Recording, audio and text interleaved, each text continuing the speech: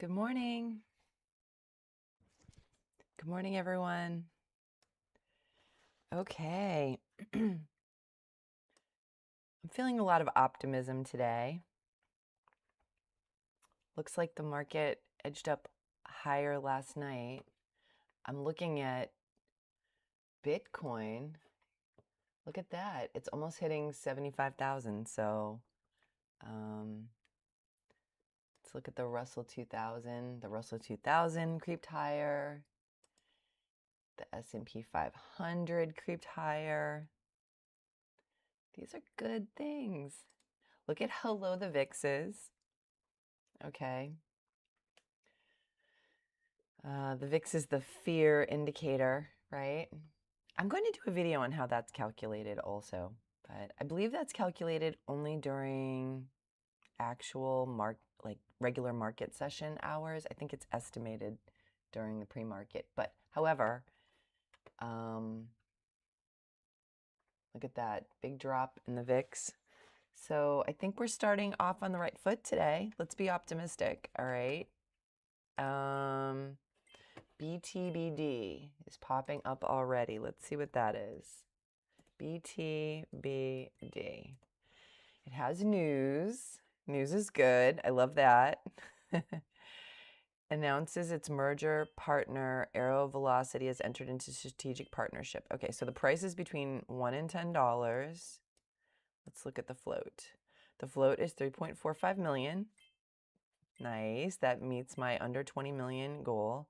The relative volume is more than 5 times the 50-day average, and it has gapped up 32% over the previous day's close. All right, so this is definitely a possibility.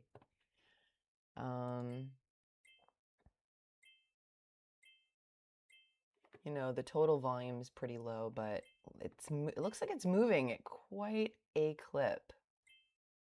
I guess, was this a penny stock? This might have been a penny stock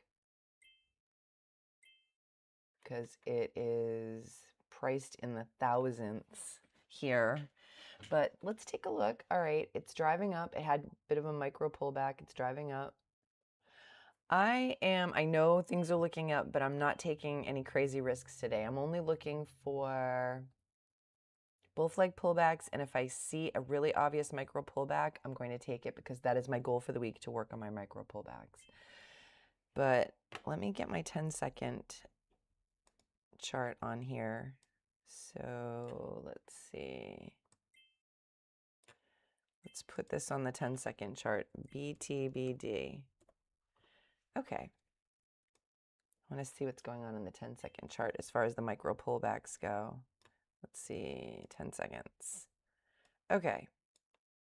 Here we go. Now we have the 10-second chart up. I'm going to put that there. But it's still driving higher. It's driving higher on the 10-second chart too. Okay, on the 10-second chart, it's pulling back a little bit. That could be a micro pullback, right? That could be. But I think for my first trade, since I had a red day yesterday, I would prefer to take a bull flag pullback, something that I feel really comfortable with. So if I am looking for a bull flag pullback, this would be the pull, right? These 3 green candles running up. That's definitely a pull. Wow, we're really hitting the ground running today. Okay. Let's see. All right, it's pulling back on the 10-second. It's pulling back on the 1 minute. Let's see where there is resistance. All right, so we are already over the 200 simple moving average. So that would be support. It's trading on the daily chart over the 200 simple moving average.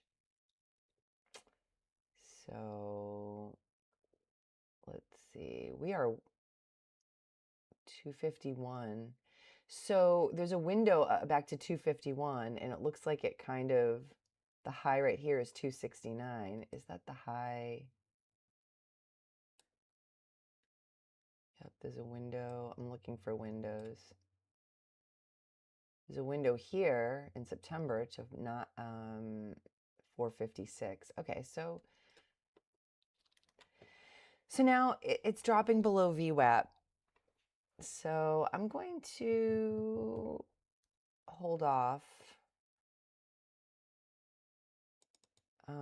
This is the high of the low candle.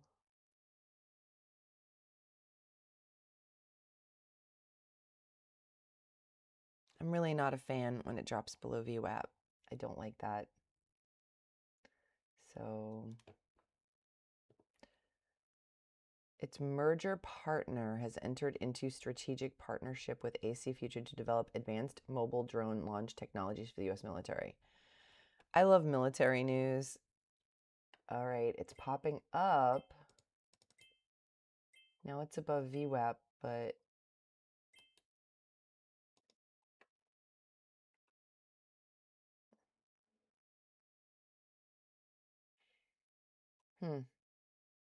okay. It's sort of a bit of a, I mean, I don't know if this is enough to consider this a bull flag. This would be more of a micro pullback, right? But here, I thought to myself, should I get in? Should I get in? But I didn't see this volume candle going up enough for me to get in. And now it's sort of struggling. Well, I mean, it meets all my criteria for stock selection, so that's good. Now this could be the build up over, okay?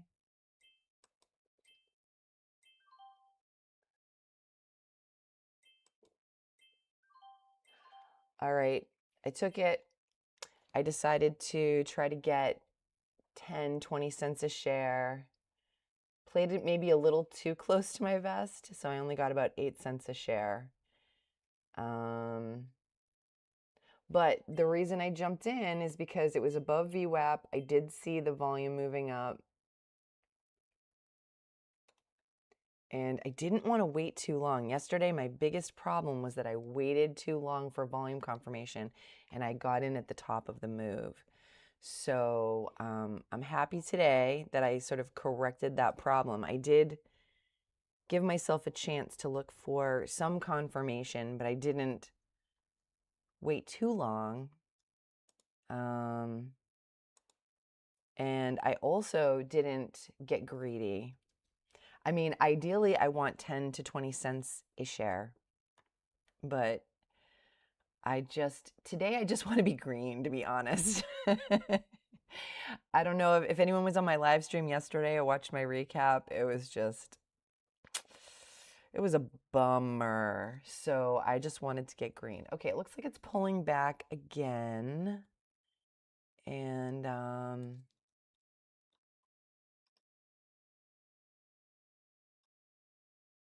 it looks like it's pulling back again. I am going to, let's see, let's put today for trader view. Okay. And I'm actually going to export my one trade to trader view. I noticed that since I started live streaming, I am taking a lot less trades. I think that is because I'm being cautious, but I don't want to be overly cautious. Yesterday I was overly cautious and I flubbed 2 bull flag pullbacks for that reason, okay? And so today I don't want to be overly cautious. I want to all right, so I'm going to import that one trade. I like to import them as I go so I can sort of see where I'm at on the day. All right, and so on this one, I risked 10 cents a share, which is $50 because I traded 500 shares and it was a bull flag pullback.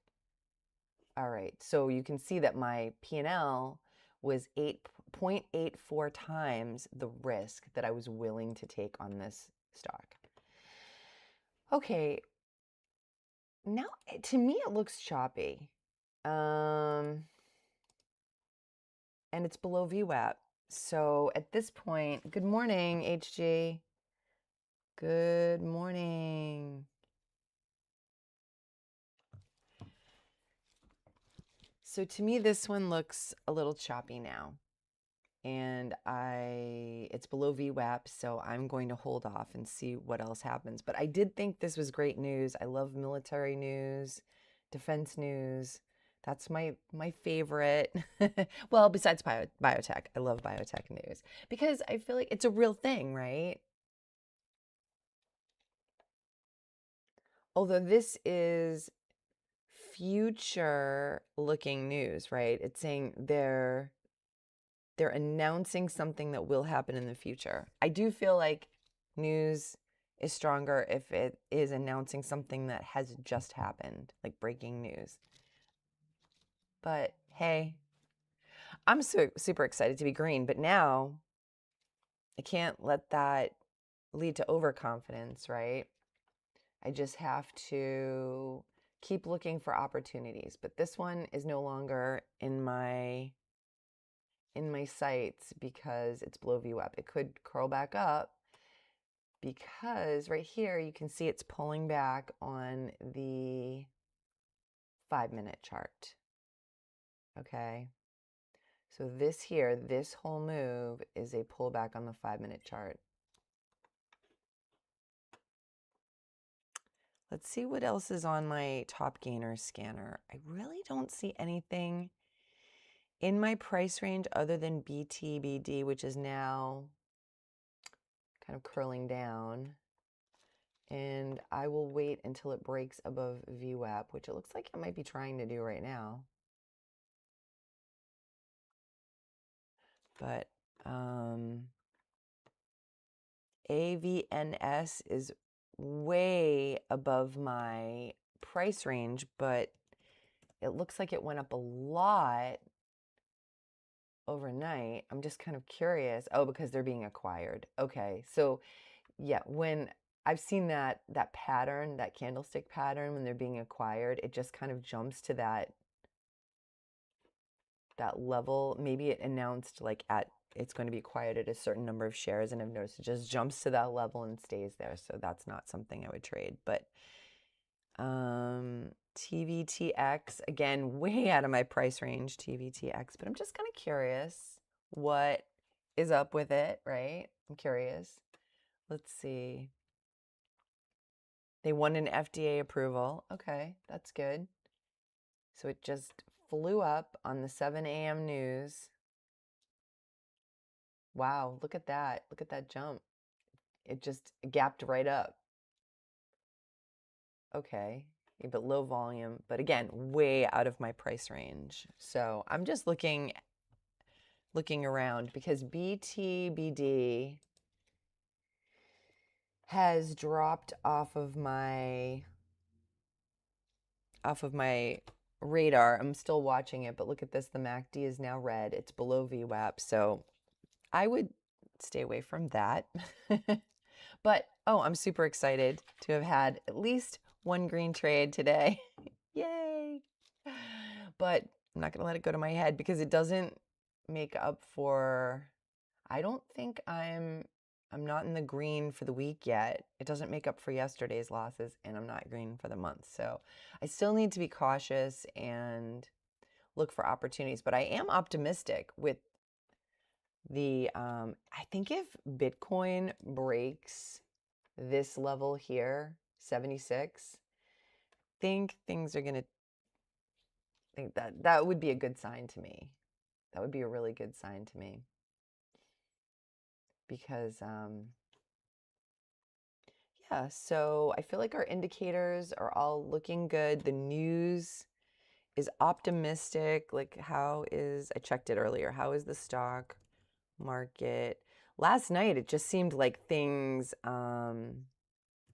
really, I'm sure, I don't know. I didn't trade at the close last night. So I have in the past traded midday and the last hour before close and the hour after close. But I didn't last night, but that seems like it would have been a good day to do that because things just flew up at the end of the day yesterday. So that is good. Stocks closed sharply higher on Monday. Did anyone trade yesterday at the end of the day? I feel like that would have been a good time to trade. But see, you don't know when it's going to be, right? So I do feel like I have the best luck in pre-market and right at the market open.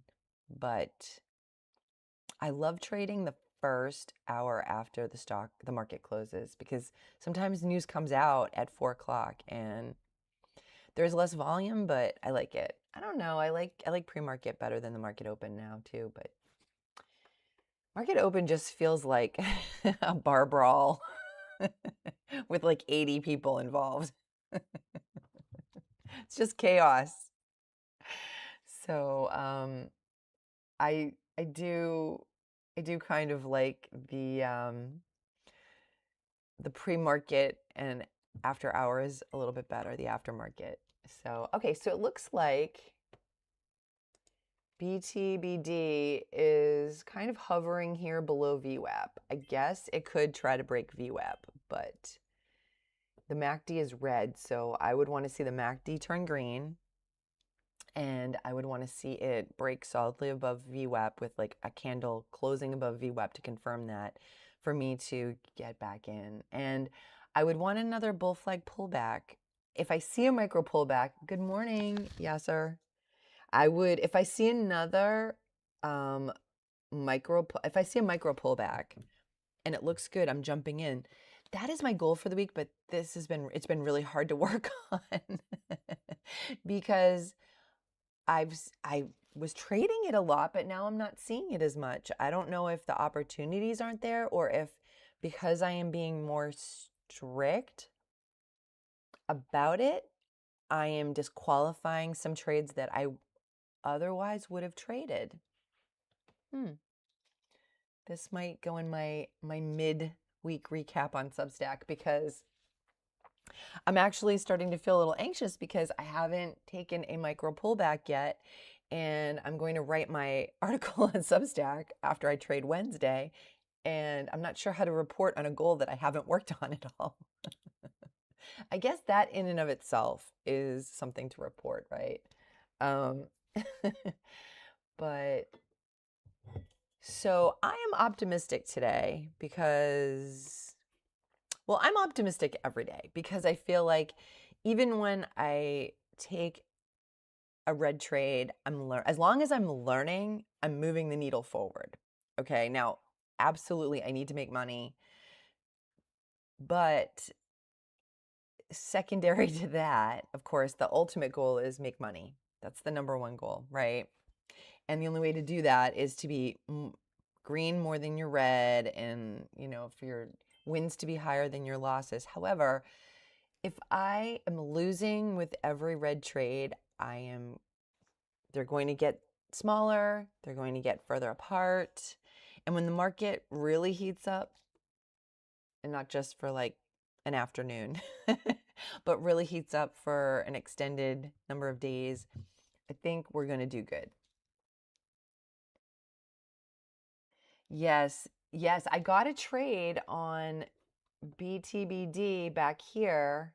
I thought it was breaking out here on a bull flag pullback, and I got a trade, but I didn't get the full 10 cents a share. I got about 8 cents a share. So I was really conservative because once I saw it green, I sold because I just wanted to be green. I wanted to start off the day with a green trade since yesterday was red. That feels good to me, and I'm glad I did that because then it immediately sort of rejected here. So I caught it before it went red. But now here we're sort of hovering below VWAP.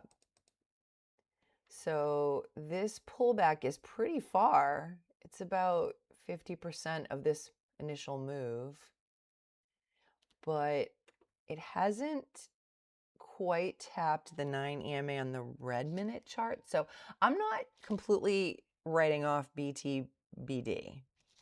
I'm going to watch it and see if it does a bull flag, a breakout on the 5 minute, and if it breaks over VWAP. and then I will look for a bull flag pullback to get in. I'm curious what your main setups are. If you have a favorite setup, like pop it in the chat. I'm really curious what everyone else is doing. All right, so I don't see much else popping up.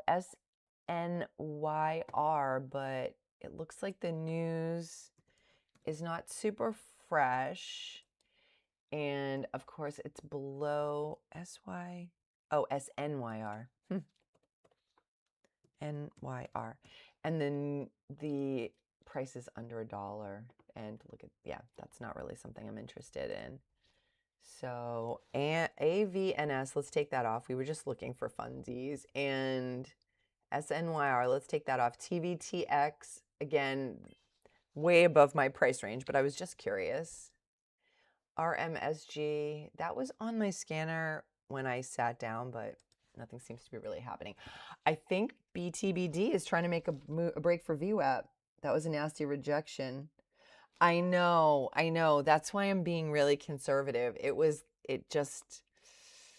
lucky to get a green trade on that. I think I made a good entry, but I am really happy that I didn't wait for 10 cents a share and that I just got out when I saw that it was green. And maybe that is what happens today. Maybe today is just get green and get out and forget 10 cents, 20 cents a share. Maybe it's just scalping a few cents a share on good trades. And I'm okay with that.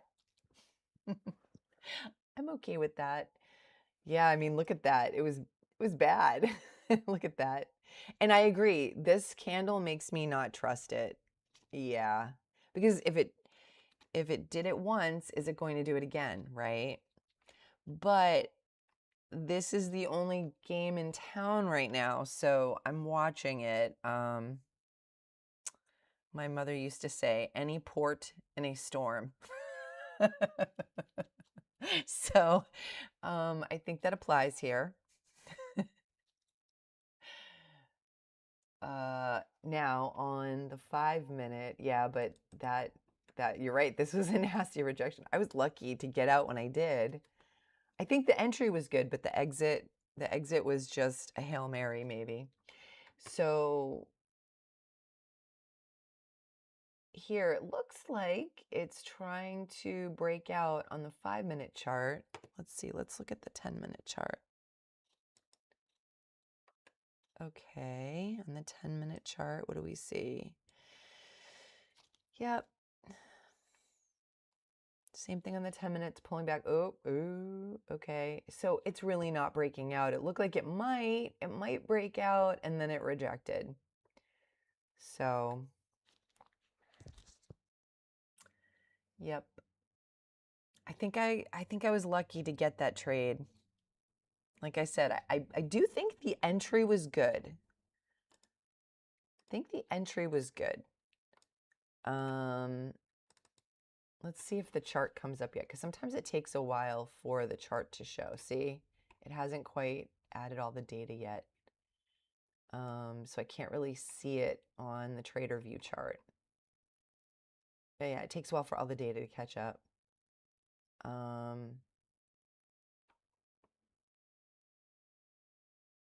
Yeah, but I think I did make a good entry, and I think I was lucky on the exit.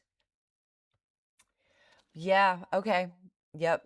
That's the thing. Bull flag. Okay, so you like bull flag, pullback, and high of day. I do like high of day as well. Okay. Yeah, bull flag pullback is like, I think it's the one that most everyone looks at first, right? Okay. Yeah, absolutely. Cool. Yep.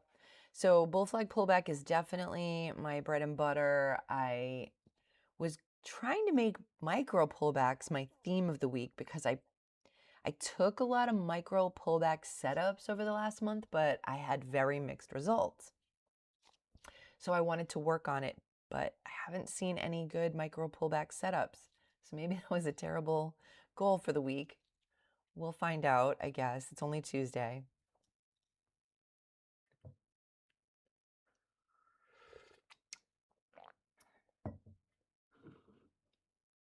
Okay, let's see. Is there anything else happening?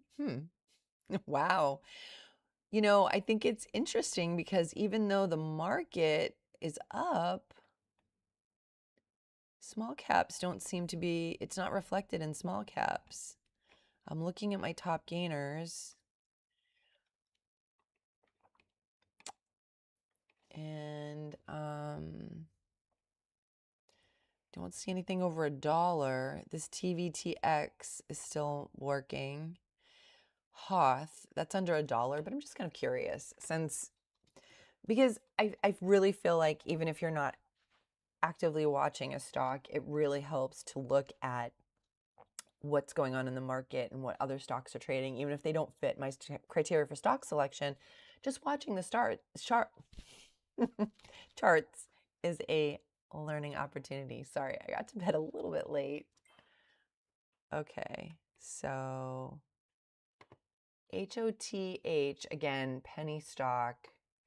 Now it's below VWAP. So yeah, not much to glean there from opportunity. SNAL. SNAL, again, another stock below $1. Really not my cup of tea. Let's get rid of HOTH. But SNAL, okay, this is interesting. Why Bloom Energy shares are trading higher? But I don't see any actual news for this stock. It's moving, but why? Let's look. It's hard to borrow. Okay. It's based in California, so it's not a Chinese stock or anything. It looks like it has good price action. From 4 a.m., it's running up, pulling back, running up, pulling back. It's kind of just going below the 9 and 20 EMA. And it looks like it's having quite the breakout, but no news. Let's see what it says on, what is this? SNAL. Oh, SNYR did have some news. It said the company's latest regulatory filing with the security. Okay. SNAL rose 67.1% to 63 cents in pre-market trading after falling 5% Monday. Well, that's not really news. That's just, the news is that the price has gone up. The price has gone up. Now, sometimes that can be enough news to drive up a stock. But this has pretty clean looking price action. Look at that. It's like stair-stepping up slowly. It's a nice wave. I still wouldn't get in because it doesn't have news. And that is, right now, I am only trading stocks that have good news. But sometimes with stocks like this, you know, you'll see things pop up. All right, so AVNS and TVTX, they're on Charles Schwab's pre-market movers list, right? We already kind of, well, yeah, we already disqualified this one. TVTX, same thing. It says wins FDA approval for first drug treating rare kidney disease. Well, that sounds awesome. That sounds like great news, right? So I'm not sure. Oh, it says maintained. Okay, so 47 was the price target. That's why it's kind of stuck at this price. Maybe it'll creep up a little bit. Gee, let's see what else. I'm just curious. LCID, $10 a share. These are way above my float cutoff. But I just think it's helpful to see what is going on. Okay, so this one's pulling back, just tap. It's below the VWAP, but it's tapping the 9 EMA. And let's see. All right, so let's check out my trader view. So I've got, for the day, Woohoo! I'm 100% accuracy. Yesterday I was 0% accuracy, so I don't want to get too excited. I don't want to get too excited, but if we look at my metrics for the week now, all right, for the last 2 days, let's look at that. I am, yes, still in the red, folks. Okay, I'm still down $43.87. So I'm green, which is awesome. And I am not looking to rush to make it back. I just want to take it one trade at a time, like the Patriots did in their heyday. I think that was their strategy, right? One game at a time, one trade at a time. And I want to look at it in the context of the bigger picture in terms of how much risk I am willing to take on. But I am not willing to, okay, I'm still down $18.35 for the month. I know these are really small numbers. I mean, I had months where I did a lot more trading. There were days where I traded 30 times a day, but I've become pickier with my stock selection. Yeah, I've become a lot pickier. I take a lot less trades, I think, unless it's really hot. So I'm naturally going to have,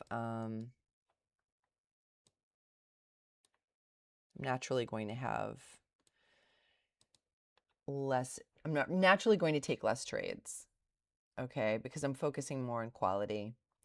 And that is exactly why I'm doing this live stream, so that I can have the pressure of you watching me. And it is pressure, right? It's pressure because now I have someone looking over my shoulder. When we trade at home in our little silos by ourselves, it is really difficult to keep yourself on track. But now I feel like you guys are keeping me on track. Let's see, what's this? MW Space Investing is heating up. This is Global Star.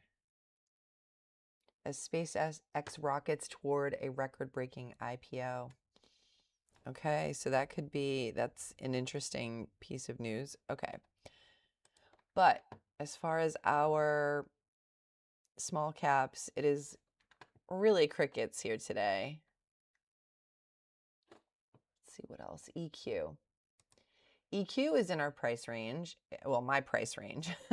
Sorry, I didn't mean to lump you in with me. EQ is in my price range. It's between $1 and $10, but oh, CM. Let's see. CMND popped up. Let's see what that is. Okay, I clearly have watched this before because I had a drawing on the chart. Clearly been here before. What's the news? Meets primary endpoint in FDA approved phase. Oh, I love that. Price between $1 and $10. Okay, let's look at the float.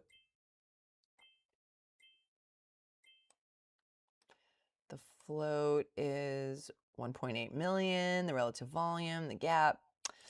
This looks absolutely lovely. I love it. Okay, so CMND. Let's put that on the 10-second chart. And let's watch. Okay, now let's look at the indicators. Do we have, where's the 200 SMA? Oh, at $19.72. We have plenty of room. Let's look for a window. Okay, here we're up to 276. So this could be a potential window up to 276. But yeah, look at that. Oh, I love this. I'm looking for a bull flag pullback on this. I like this. The volume, the total volume is going up. It's above VWAP. I do like this a lot. Clearmind. I thought I traded Clearmind before, but no, maybe not. Oh, it's driving up. I could look for a micro pullback. No big sellers on the ask.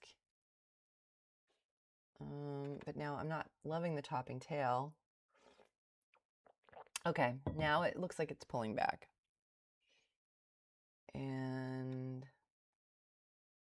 but it's below VWAP. So I want to see it pop up above VWAP.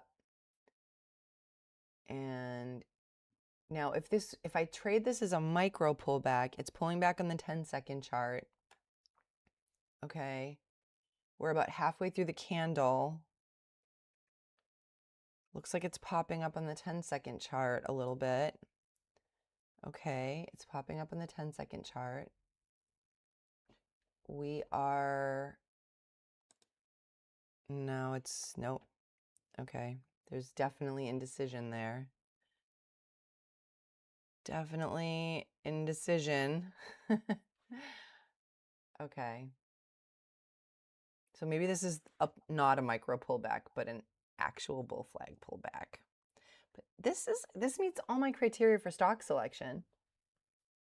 In this current market, I'm also very picky and looking at quality. If I miss a trade, that's fine. Too often, I said to myself, yes, yes, 100%, yes. Because if I break my rule, who am I going to blame?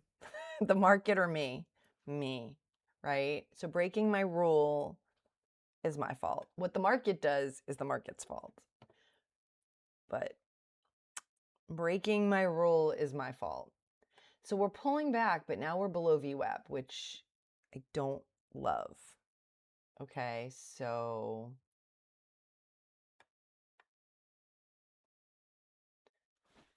we're still pulling back. And on the 10-second chart, let's see, it's pulling back.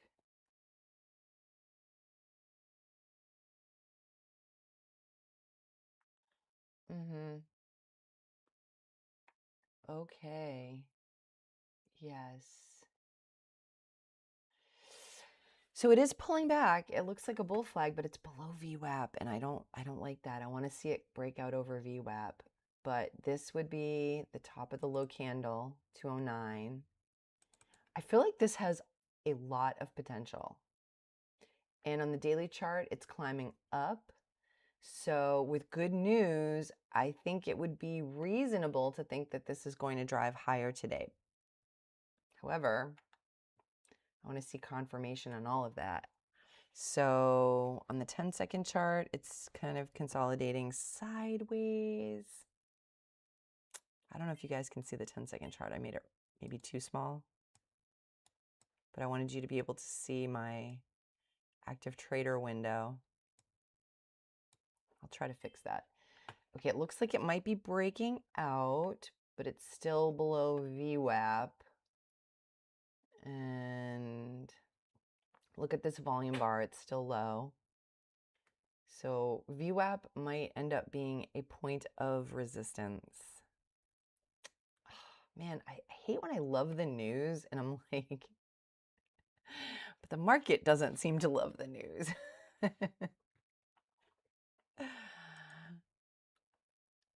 That's always annoying. I mean, the relative volume is great. So,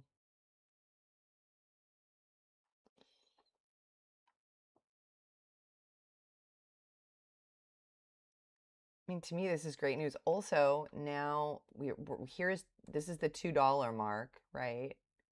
I'm not sure that's really a point of resistance here. It looks like VWAP is what's holding this down. Okay, at least on the 1-minute chart, it looks like VWAP. It's right under VWAP. So I'm going to take that off, remove drawing. I don't like my charts to be too cluttered. So, oh, I'm bummed out. I really thought this could be a bull flag breakout. Let's see. It's tapping the 9 EMA.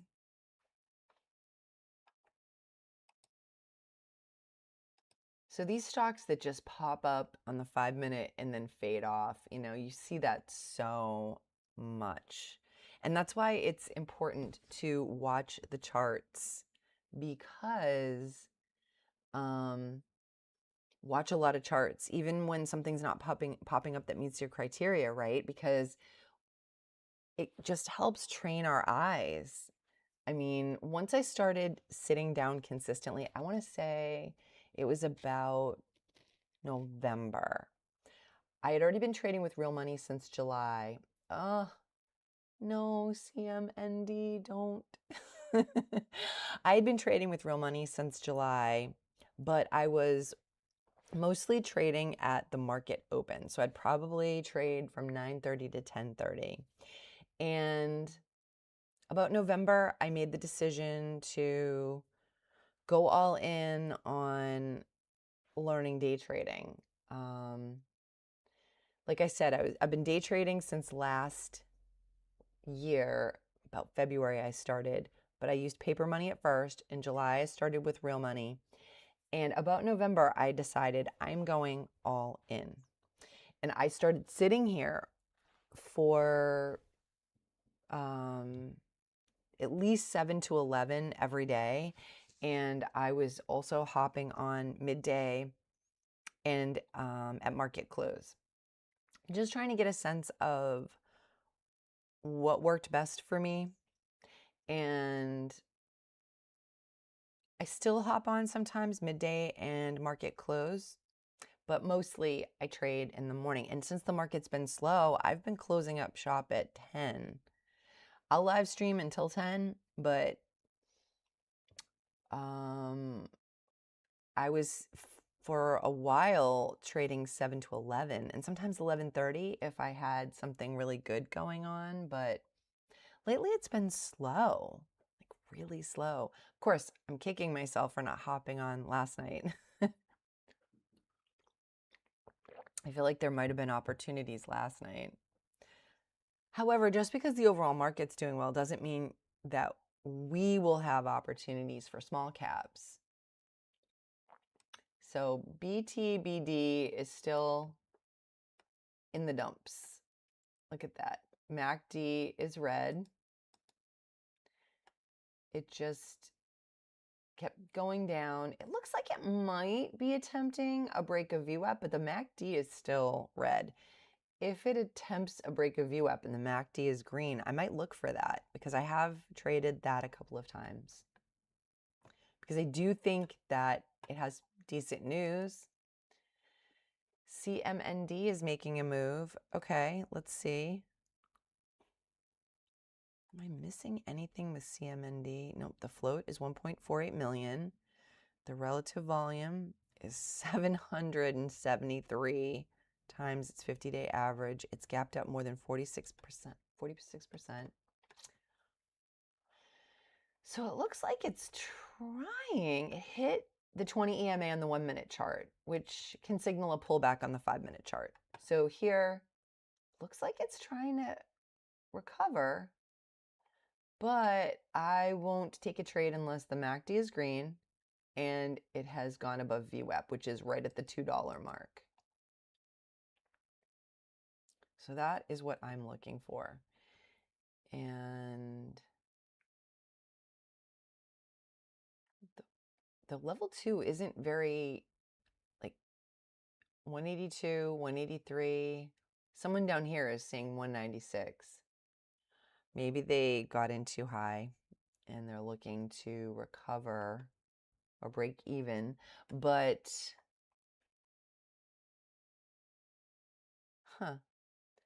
BTBD,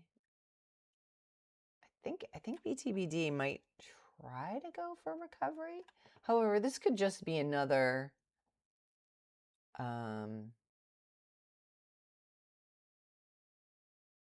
stair stepping down, right? Let me look at the 5-minute chart. I mean the 10-second chart. Oh, this is CMND. Wow. Okay. So on the 10-second chart for CMND, I saw all these red candles, and then I look over and it's just tanking. What do I think of? Oh, I can't see the ticker because my little emoji thing is in the way. Let me look on YouTube. Let's see. Let me see if I can see the chat on here.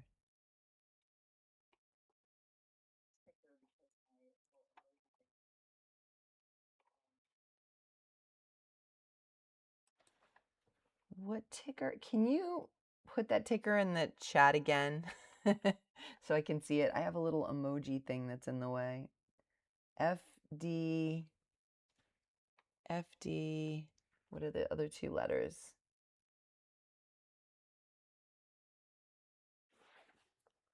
Okay, I'm just going to type something to move the thing. Oh, FDA news. Oh, FDA news. Oh, I thought it was maybe a ticker. I think it's good news. The CMND's FDA news, I think it's good. I mean, it, let's look a little deeper at the news. Okay, so it says that it's a biotech company focused on the discovery and development of novel, non-hallucinogenic, second-generation neuroplastogen-derived therapeutics to solve major undertreated health problems. Today announced CMND 100, the company's proprietary non-hallucinogenic MEAI-based oral drug candidate for the treatment of alcohol use disorder and has met the primary endpoint in its FDA-approved. I think that's great news. I do. I love any FDA approval news. I think that is fantastic. I like biotech and I like FDA news because it's something concrete. The FDA approval process is a concrete milestone for a biotech company, and to me, that says that something is actually happening. So I think that's great news. What do you think? What do you think of the FDA news?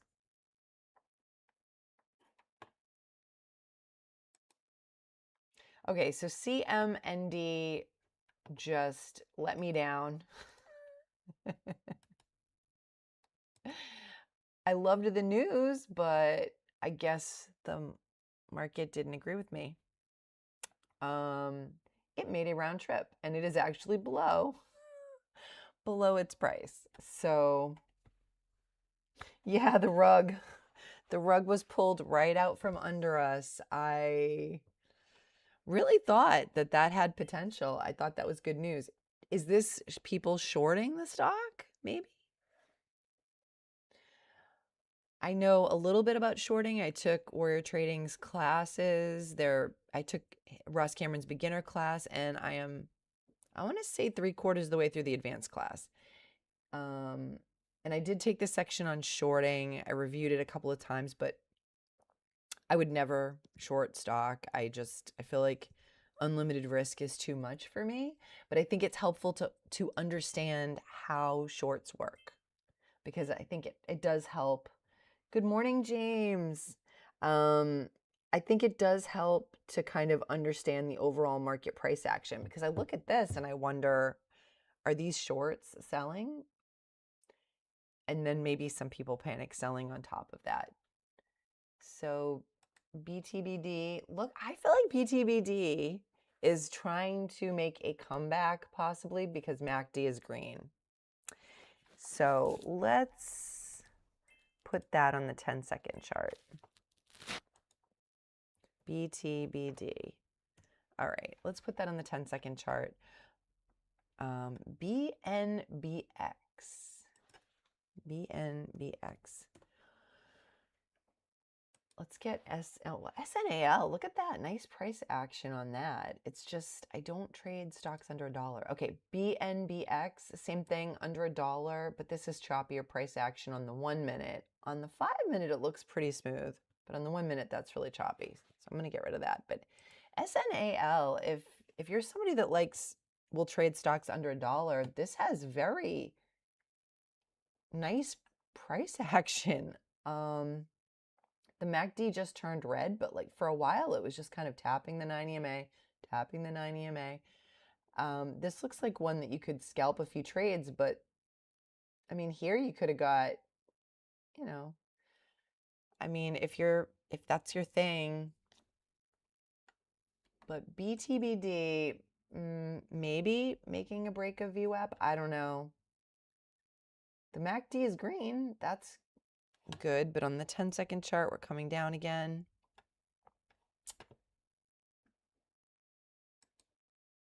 CMND. That is the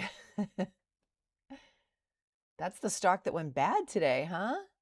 I had high hopes for CMND. I mean, look at how far away the 200 simple moving average is way up here at 1972. The first really big window, wait, is that a volume bar? Is that a candle? Look at that. I just had high hopes for CMND, but it disappointed me. Like a bad meal at a restaurant. Really? CMND, really? I thought you had good news. You met all my criteria for stock selection. I thought there was very little resistance on the daily chart. But it seems like this window, I guess, was the resistance. Okay. But, I guess, again, we have to do our part, and the market is going to do what the market is going to do. This is a lesson I am learning in every area of my life. All I can control is what I can control. That's it. I can't control the results, right? I can only do my part. I don't have a crystal ball. I'm not a witch. I wish I was. I could just manipulate the market, and I can't. So all I can do is my part. And my part is exactly what I'm doing right now, which is watching the charts, looking for opportunities, and making good decisions as best that I can with the information that I have at the moment. And I don't have to be good at everything, okay? But I do think I need to be good at the fundamentals. And so that's what I'm focusing on as a new trader. I know some of you have been popping on repeatedly. And so I'm wondering, at what point do you make the leap to more intermediate and advanced strategies? I feel like at this point, until I'm solidly profitable in the longer term, I will be sticking to fundamentals. I feel like that's the way to go. Unless something's so obvious, which is why I've been wanting to work the micro pullback this week, but fate has other plans for me, I guess. Okay, so far today, we're coming up on 8 o'clock. I have one green trade. Yay, I'm green. 100% accuracy. How exciting. It's so easy to be 100% accurate when you've only taken one green trade. Okay, but I'm still red on the week and slightly red on the month. So I would love to, if I got one more green trade, I could flip the story. Okay, but I'm not going to take another trade unless it's quality. I'm not going to do that out of desperation, because if I take one more trade and it goes badly, then I'm digging myself deeper into my hole. So the news on the market this morning was good. So let's see. How is the stock market? Let's see what's happening.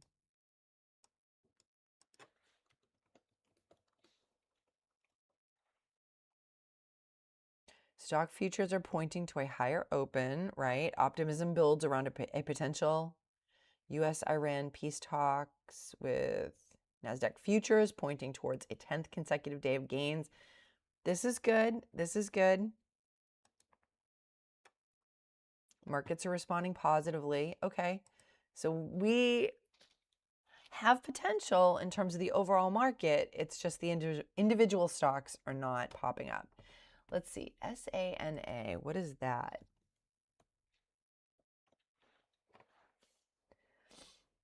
Sana Biotech. Oh, but look at how many shares. Okay, so that has too many shares for me. SANA, the float is 186 million. So I don't have to be a math genius to see that this, without even looking at the float and just looking at shares outstanding, this is over my float, right? So let's see. But I'm just curious what's happening. SNAL. I mean, honestly, that looks good. Okay, so CHAI. Well, isn't that maybe, is this foreshadowing? Because I am drinking rooibos chai, and the stock is named Chai. So let's see. Core AI and Alianca Group form strategic joint venture. That could be interesting. Okay. The float is under 20 million. The relative volume is 476, and it's gapped up 15%. Okay, so this is one to potentially watch. It's already pulled back once.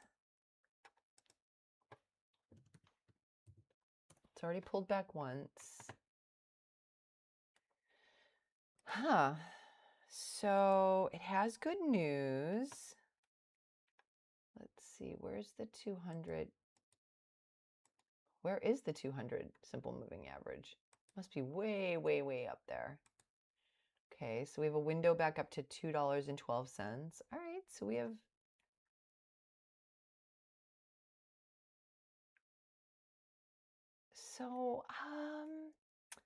this doesn't look clean to me. I mean, we have a pullback here, but this volume didn't really, it went up without the volume candle going up. Now here we have a big selling candle, a big green candle. Good morning. Good morning, Czar. Yeah, I don't love how choppy this is. CMND. Trying to make a little recovery here. BTBD. Well, BTBD it's inching its way back to VWAP. What's this level here? 209. Looks like it's tapping this level here. So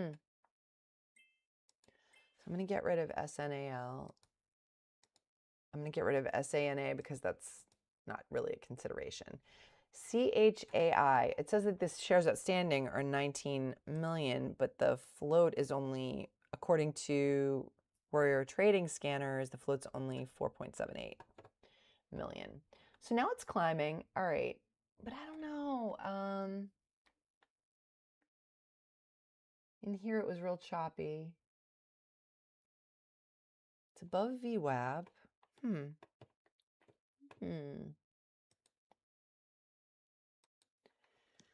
I don't know.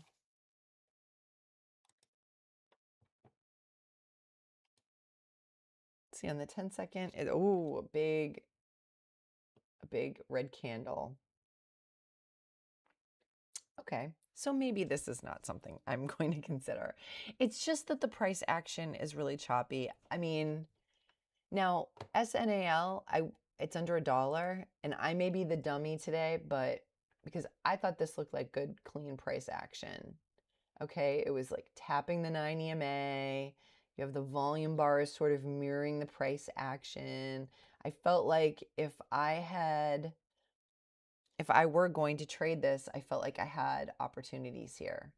I thought it was pretty clean price action. Now the MACD is red, but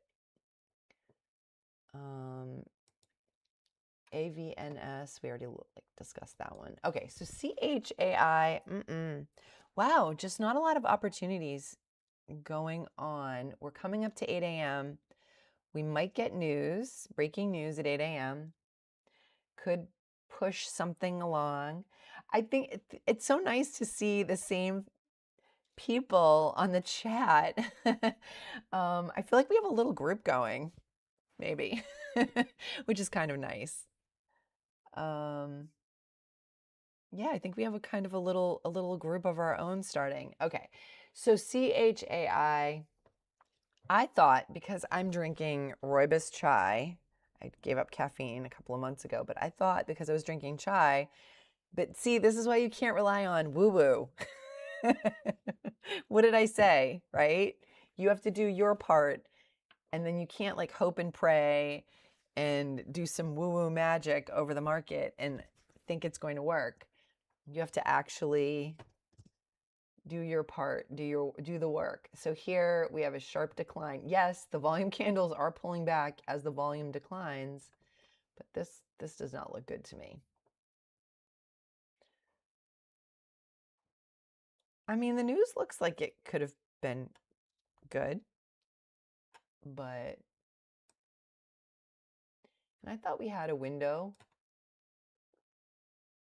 over here, 258, right? The first window is 214, 209, and the second window at 258.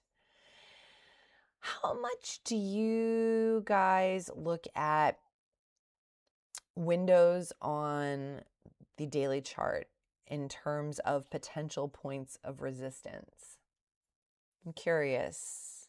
I mean, I do look at it, and I think other people are looking at it. I'm definitely looking at the 200 simple moving average as a potential point of resistance or support. Okay, CMND, stop popping up on my scanner. Just stop it, because you're getting me excited, and then I look and you're still way below everything, way below VWAP. ROLR, didn't that pop up yesterday? ROLR.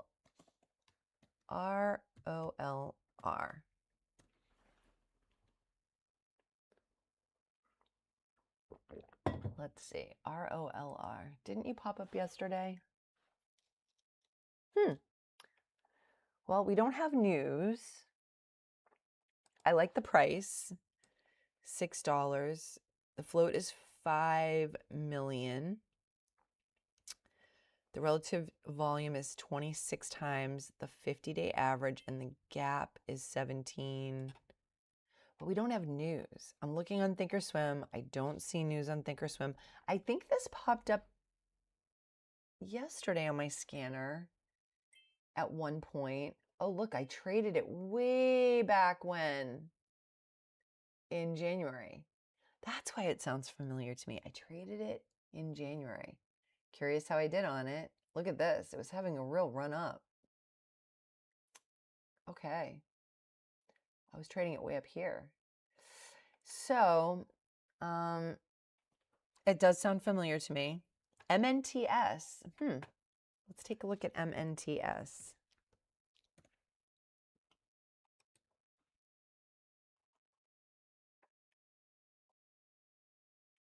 Oh, that is in the toilet. And I actually I'm holding on to some of that from a while back. And that's in the toilet. So, all right. CMND. No, the story is still bad. CHAI. So let's see. Is there anything worth watching, even if it isn't something I would trade? ROLR. Let's take a look. All right. ROLR is running up. Now, news came out at 8 o'clock. Oh, wow. Wait a minute. It started to pop before the news. Well, no, maybe right at the news. Wait, let's see. 8 o'clock. Okay. High Roller Technologies executes definitive agreement with Crypto.com to enter. What does it say? Okay, high operator of the award-winning premium online casino brands High Roller and Fruta today announced that it has executed a definitive agreement with Crypto.com to launch an event-based prediction markets offering. Wow, this was really hot recently. The agreement will enable High Roller, all right, prediction markets. This could do something. All right, so let's look for a pullback. Let's look for a bull flag pullback, because I like this could be the pull, right? So I'm going to put this on my 10-second chart. ROLR. Okay. So it's driving up. It's driving up. This is something I'm looking at, because I do think the prediction markets, even though I would never use the prediction market, I don't like to gamble. Now, I don't know, maybe a lot of people think that day trading is gambling. I don't like to gamble. I go to a casino and I spend like $5 in the slot machines. I like playing poker, but I'm a novice poker player. I've never played at a casino. I've only played at home with my friends. But all right, I would call this a micro pullback. And I'm looking for confirmation on the 10-second chart. If this drives up higher, I'm calling this a micro pullback and I might get in. But I'm looking for confirmation on this volume bar.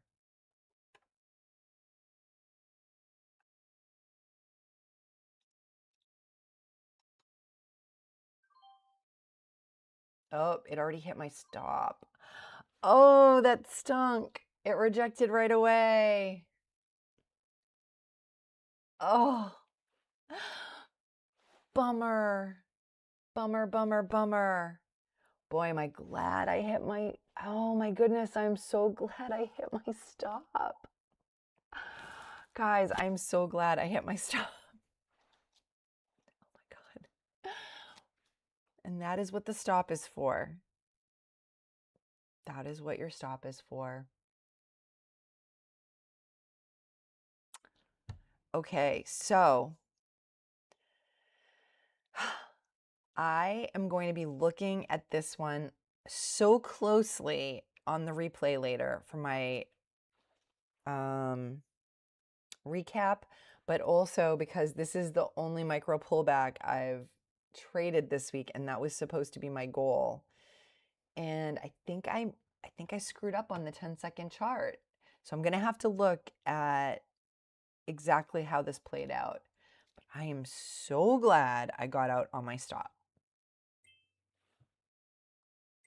I did. I entered and I'm red. So I'm going to put this trade on to my VWAP. Oh, that's a bull flag breakout and I missed it. I missed it.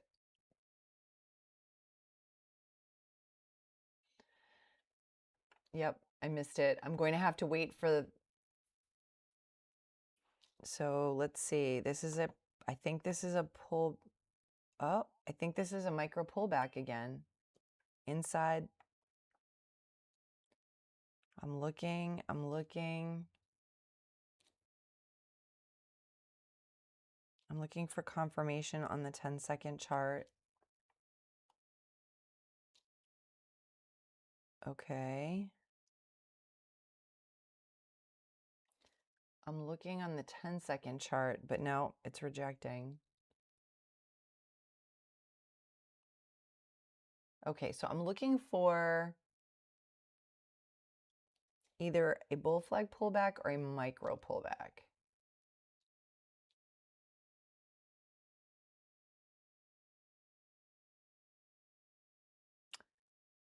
On the 10-second chart, it's, wow.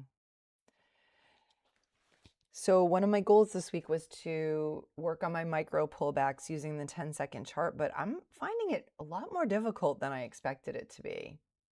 Looking for confirmation. So right now, this could be a micro pullback. Is it going to break this level here? Right, 681.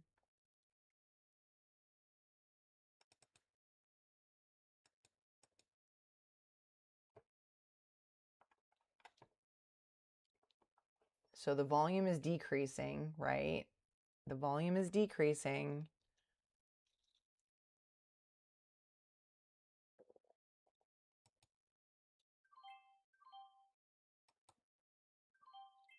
I had to, oh my goodness. Okay. I got in and it dropped right away. I think it's going to drive.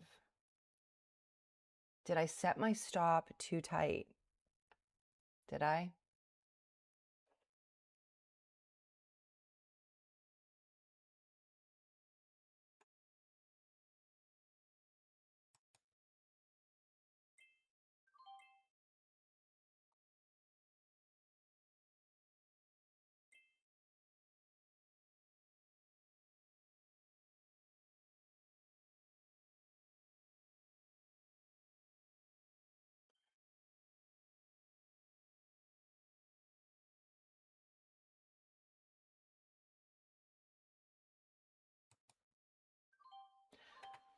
Okay, so I think I got that one.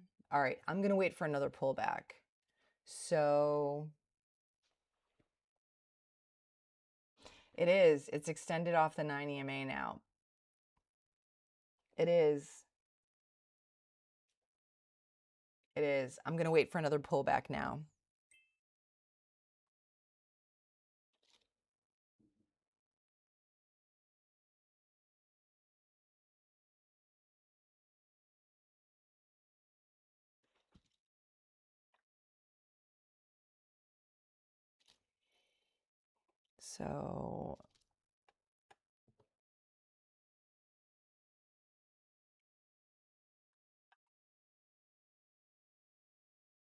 So I got out here. I got out at my stop, but maybe my stop was too tight. I don't know. Is 10 cents a share too tight? Maybe I'm being, you know, too conservative. I don't know.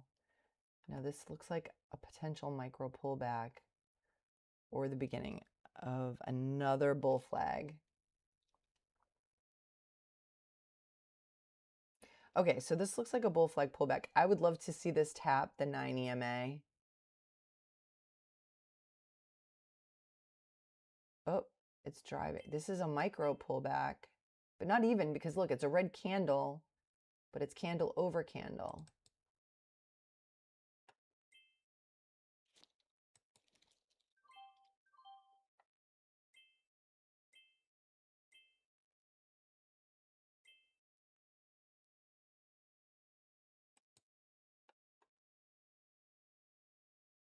Oh, oh, I'm stuck in 40 shares. Okay. So I was able to get in on that one.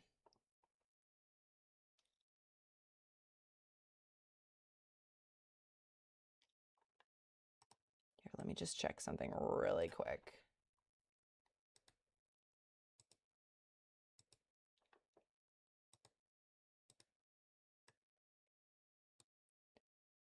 All right. So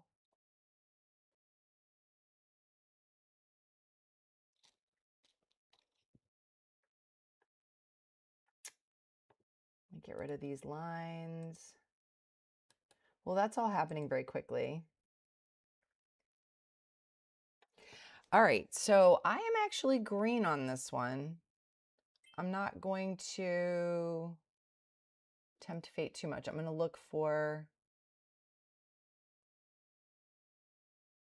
a clean pullback. I think I jumped out too quickly on my... Oh, this is a micro pullback, right?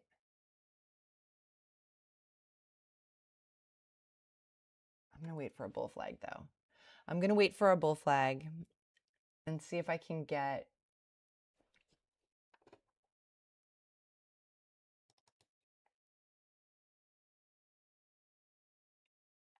Or is this another micro pullback? See, this is where I get a little bit confused sometimes. So there we go.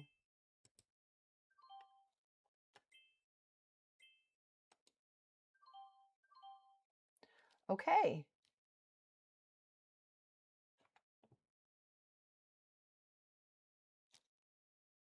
That 10-second chart really is helping, but I'm having trouble.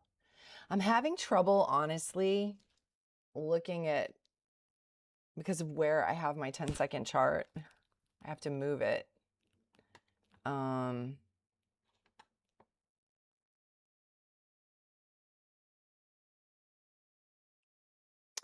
All right, so I might be getting close to being out of settled funds already at 8:14 a.m. So I'm going to be really conservative, and I'm up. I'm up on the day. So let's, I'm going to take a break here, export to file, and put my trades into trader view.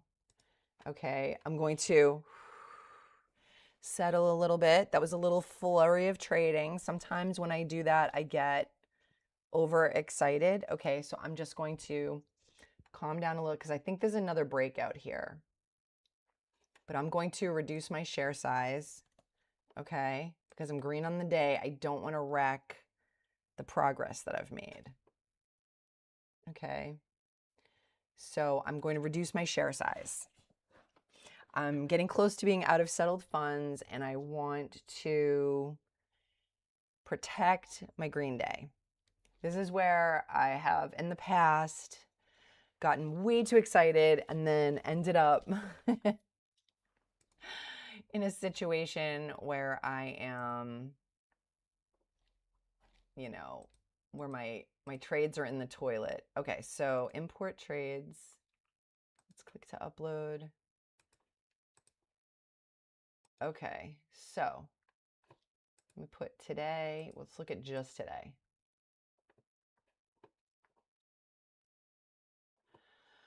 What a flurry. So I'm going to be honest, it all happened so quickly. I need to figure out what some of these were in terms of, I know my initial risk for all of them was the same. I was willing to risk $50 on every trade.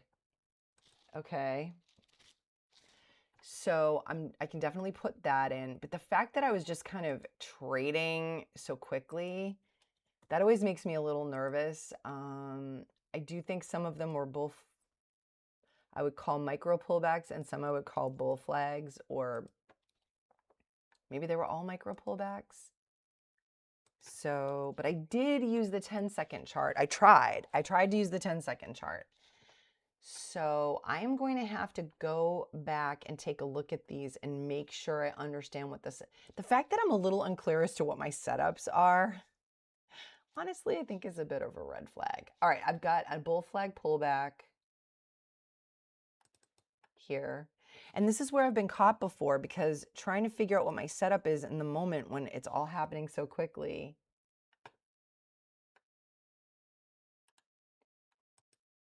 Okay, so it's breaking out. There we go. But I missed it. Okay, so I'm going to get back in. Let's see.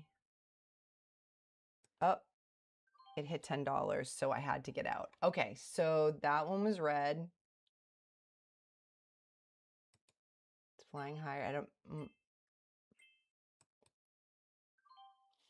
Nope. Look, I'm eating away at my.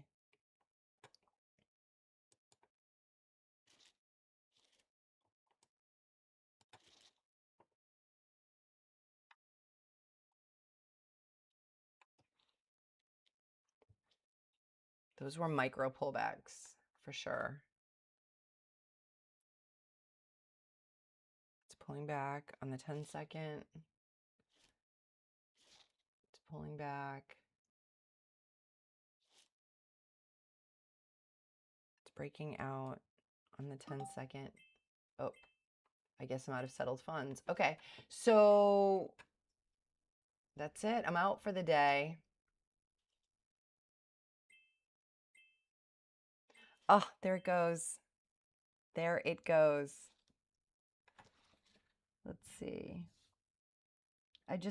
Okay. Oh my goodness. Awesome. Yasser. Amazing. Amazing trade. Amazing trade. 967 to 809. That's like 40 cents a share. That's amazing.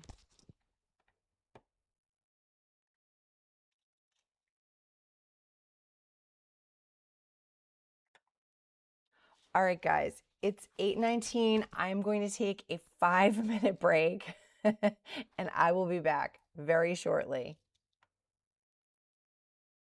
I'm going to take a very quick break. All right.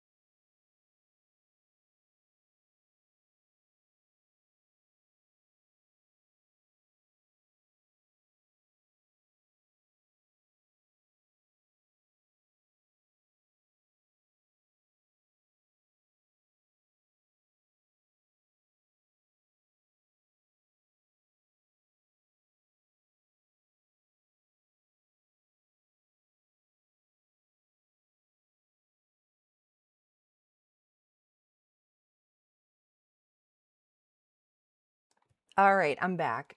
Oh, man, I missed a lot of the move. Okay, so the price is going up. The volume, wow, look at this. Oh, I'm out of settled funds, so I am missing the move. It's also approaching the $10 mark where oh my God, is anyone in? Is anyone in? Yeah, that's great. It doesn't matter. Yes, sir. It doesn't matter that it's only the paper, though. You should be trading with paper money. That is exactly what you should be doing. It doesn't diminish the win. That is still an amazing win. 40 cents a share. Great call. I think I was panic trading a little bit. I was looking for those micro pullbacks. I was chasing them because that was my goal this week, is to work on micro pullbacks. Wow, what a move. Is anyone in this move? It's starting to roll over. Oh my God. Now, I priced myself out of this thing.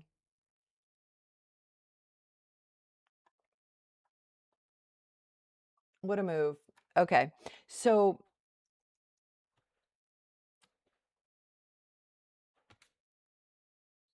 interesting. He's just watching it fly away. Okay. He's being really cautious. I've been watching his recap every day, and he's been exercising such emotional restraint. Like, that is the one thing about Ross Cameron that I absolutely love, is his emotional restraint. And you're all out of buying power too. Okay. So yeah, I mean, I trade in a cash account. So I only have so many trades I can take a day. It's crazy. Like, some days I barely use any of my account, and other days it goes like that. Like, just now I used up a bunch of my account, right? I have had days where I've been able to trade 20 times, 30 times, but I'm all out now. I'm just watching the action. So that's interesting. Oh, he's in it now. Okay. So I love watching his recaps after I'm done trading and seeing, like, okay, what did he think about something? Sometimes I've traded something and he's like, I didn't take that. And I'm like, oh man, what did I do wrong? He really is the GOAT. He's the GOAT. All right, he's in it now. All right, look at this on the 5-minute chart. It's just flying up. Look at that. Boy, I got in at the wrong time. I got in at the wrong time. Okay, it was still kind of choppy here, but look at this. This is nice. This run right here. Whoo. So I may I may switch to paper money for the rest of the day since I'm out of settled funds. I might do that in a minute so that I can keep trading. So on Charles Schwab, you have to log out and log back in. So let me do that. Let's see. Let me log out. I have to log back in because on Thinkorswim, let me show you actually. I mean, I don't know what you guys are trading on. I do have a Webull account, and I have to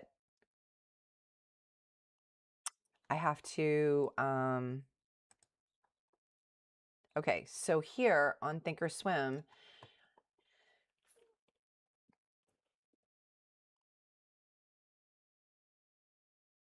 yeah, I am green. I'm so happy to be green. Oh my God. Okay. But what a relief. Yesterday was such a bummer day. I was going to play a funeral march during my recap. So here, if you trade Thinkorswim, this is where you have to select it, paper money, right at the beginning, and then log in. So I'm going to log in, and that way I can keep trading with paper money. I haven't done paper money in a while, but I'm going to since I'm out of settled funds, I'm going to keep trading with paper money. And the great thing is, this is a great thing to do when you are working on a new setup, or when you're working on a, or when you're new. I just wish I had traded with paper money longer. Like, I really wish I had done it longer. That would have been, you know. All right, let's see. 211755. Okay, let's see. 211755. All right. So let's see. I'm just getting my paper money account up. I hope it uses my desktop, my same desktop. Let's see. Yay. Okay, so it kind of translates it. Let's see.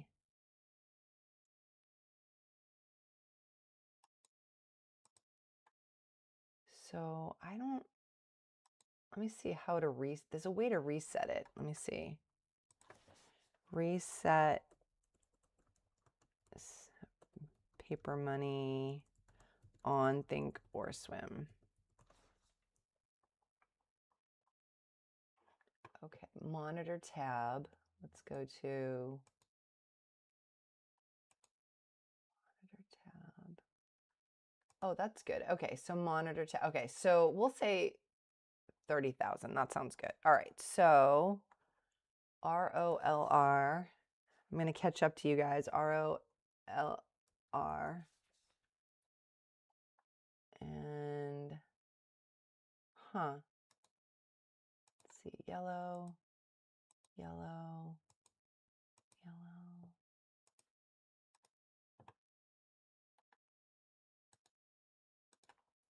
Oh, nothing is set up the way I want it to be set up. Oh boy, this is like ugly. I guess we're going to do a,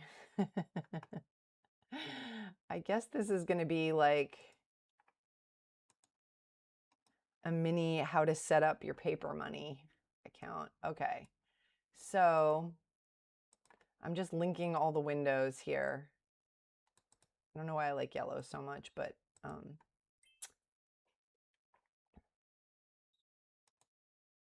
okay, ROLR.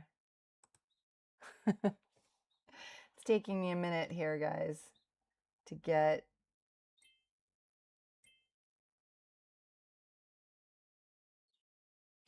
Yeah, I'm so happy to be green. Oh my God, so happy to be green. And I will go over all of that in my recap, but I think I jumped the gun on some of the trades. I was so excited to be trading something that felt good. All right, so my charts are not at all set up here. So let's see. 1 year.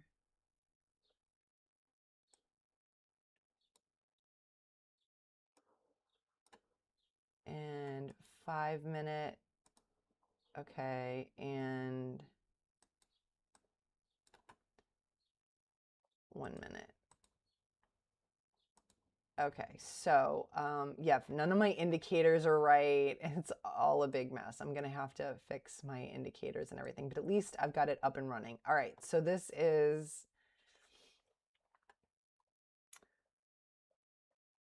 ROLR. I don't know. It's got all, I don't, this isn't how I like to have it set up, but practice grid. I'm going to save flexible grid as paper money. Okay, and then I'll have to add all my studies and stuff like that. But okay, so let's take a look here. ROLR is pulling back. So I've got my volume bars. I'm gonna edit my studies here. I'm gonna take off the simple moving average. So it's got a 200. I'm gonna add, you guys are getting to see how I set up my Thinkorswim. I was gonna do a whole video on this, but EMA. So let's see, moving average. Moving average exponential. There we go. Add selected. I'm going to add 2 of those. Okay, the volume bars. Volume.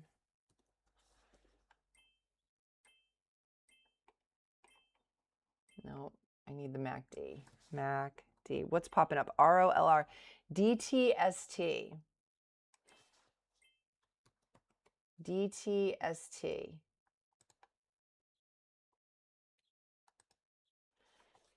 Let's see, what's that? DTST.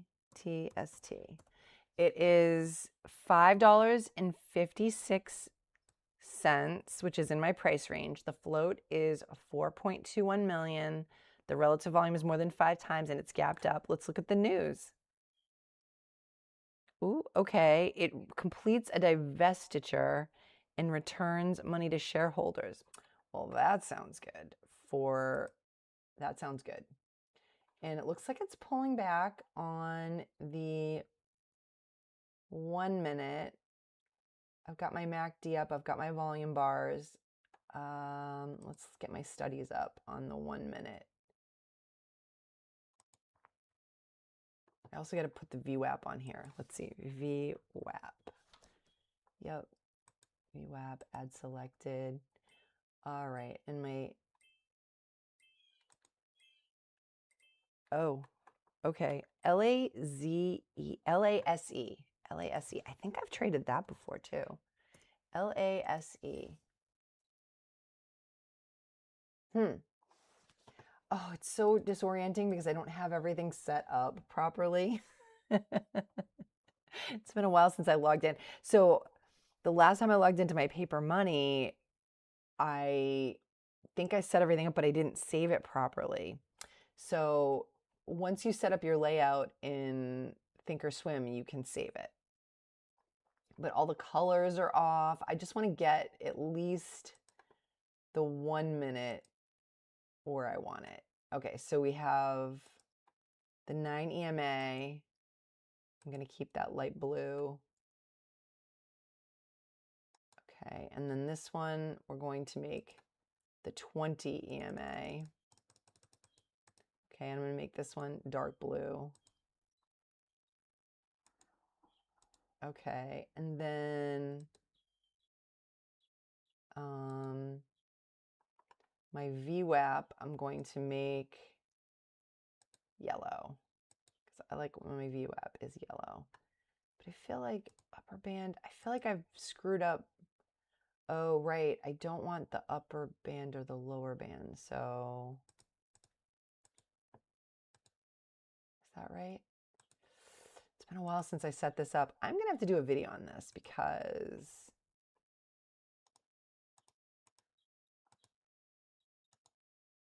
all right, here we go. I think this is closer to what I like to have. So I've got my MACD down here. I've got my VWAP, my 9 EMA, my 20 EMA, and my volume bars. Okay, so this is a little closer. So here you can see it's like real choppy.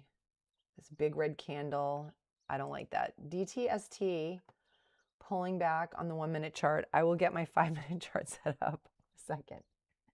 I really didn't really think about setting this up beforehand. Okay, so, but you're getting to see me set it up in real time. Okay, so what I like to do for my 1 minute chart is I like to have my 9 EMA, my 20 EMA, and my VWAP. And I like to have my volume bars separately here, and I like to have my MACD separately down here. Now my 5 minute, let's go in and edit the 5 minute. And there's a lot of other stuff that I'll do too, but okay, edit studies. I'm going to get rid of the 200 EMA. I don't care about that, but I do want the VWAP on there. VWAP. Whoops. All right. And again, I like to color code everything consistently, which is why I really need to set up my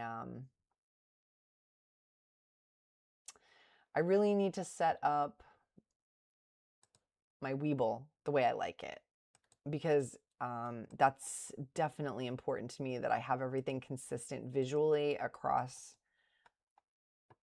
the way. So wait, what's here? Oh, this upper band, lower band thing. Okay, so let me get rid of that. Edit studies, VWAP. I'm going to get rid of the upper band and lower band. I only use the VWAP.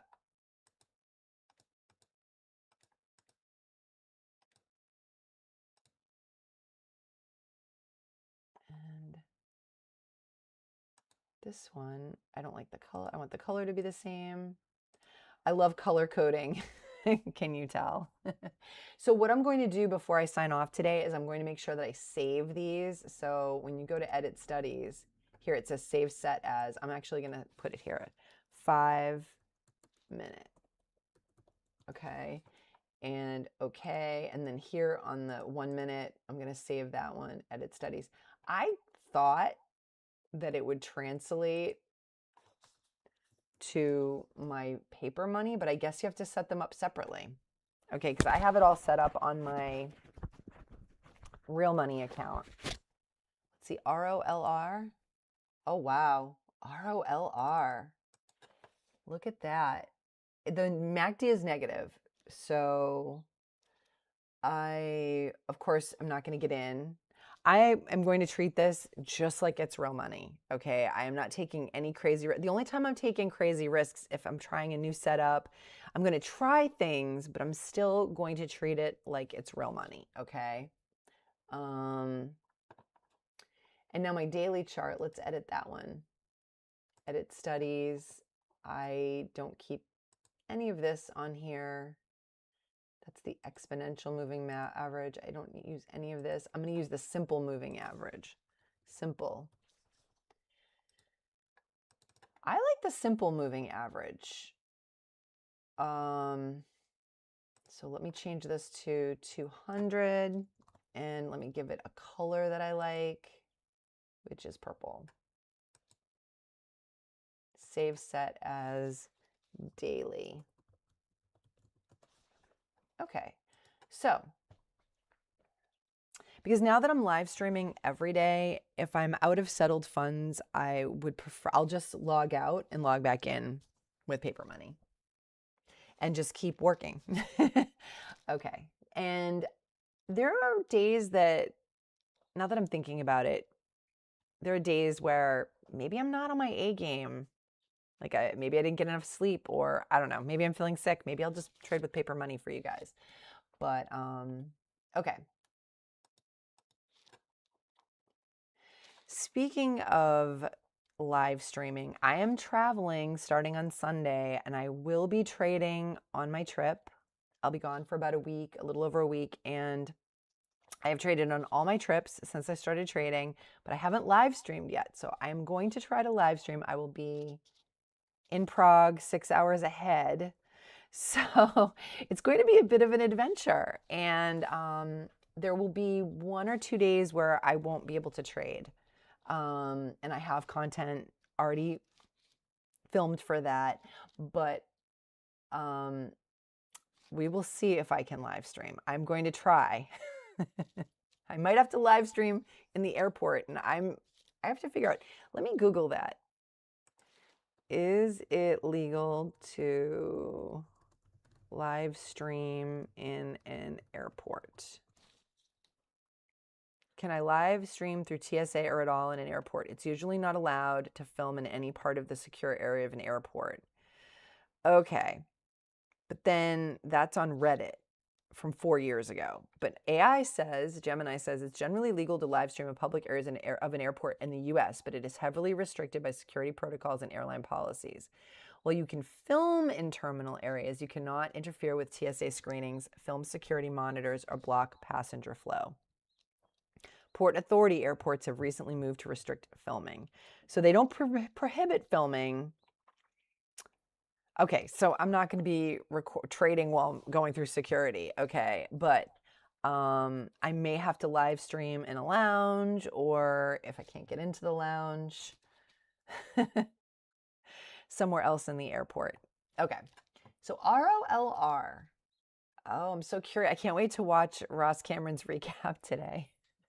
see what happened with ROLR, because that's the most exciting thing about connecting with other traders, is hearing what you've done. Like James, hearing that you got 40 cents a share, and, just hearing what other traders are doing is so helpful, because it kind of helps you, that we learn from each other, obviously, right?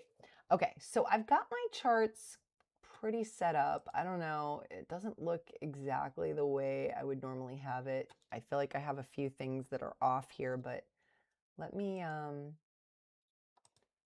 save my flexible grid again, just in case I had to save the studies. I didn't put my benchmarks on here yet. I like to have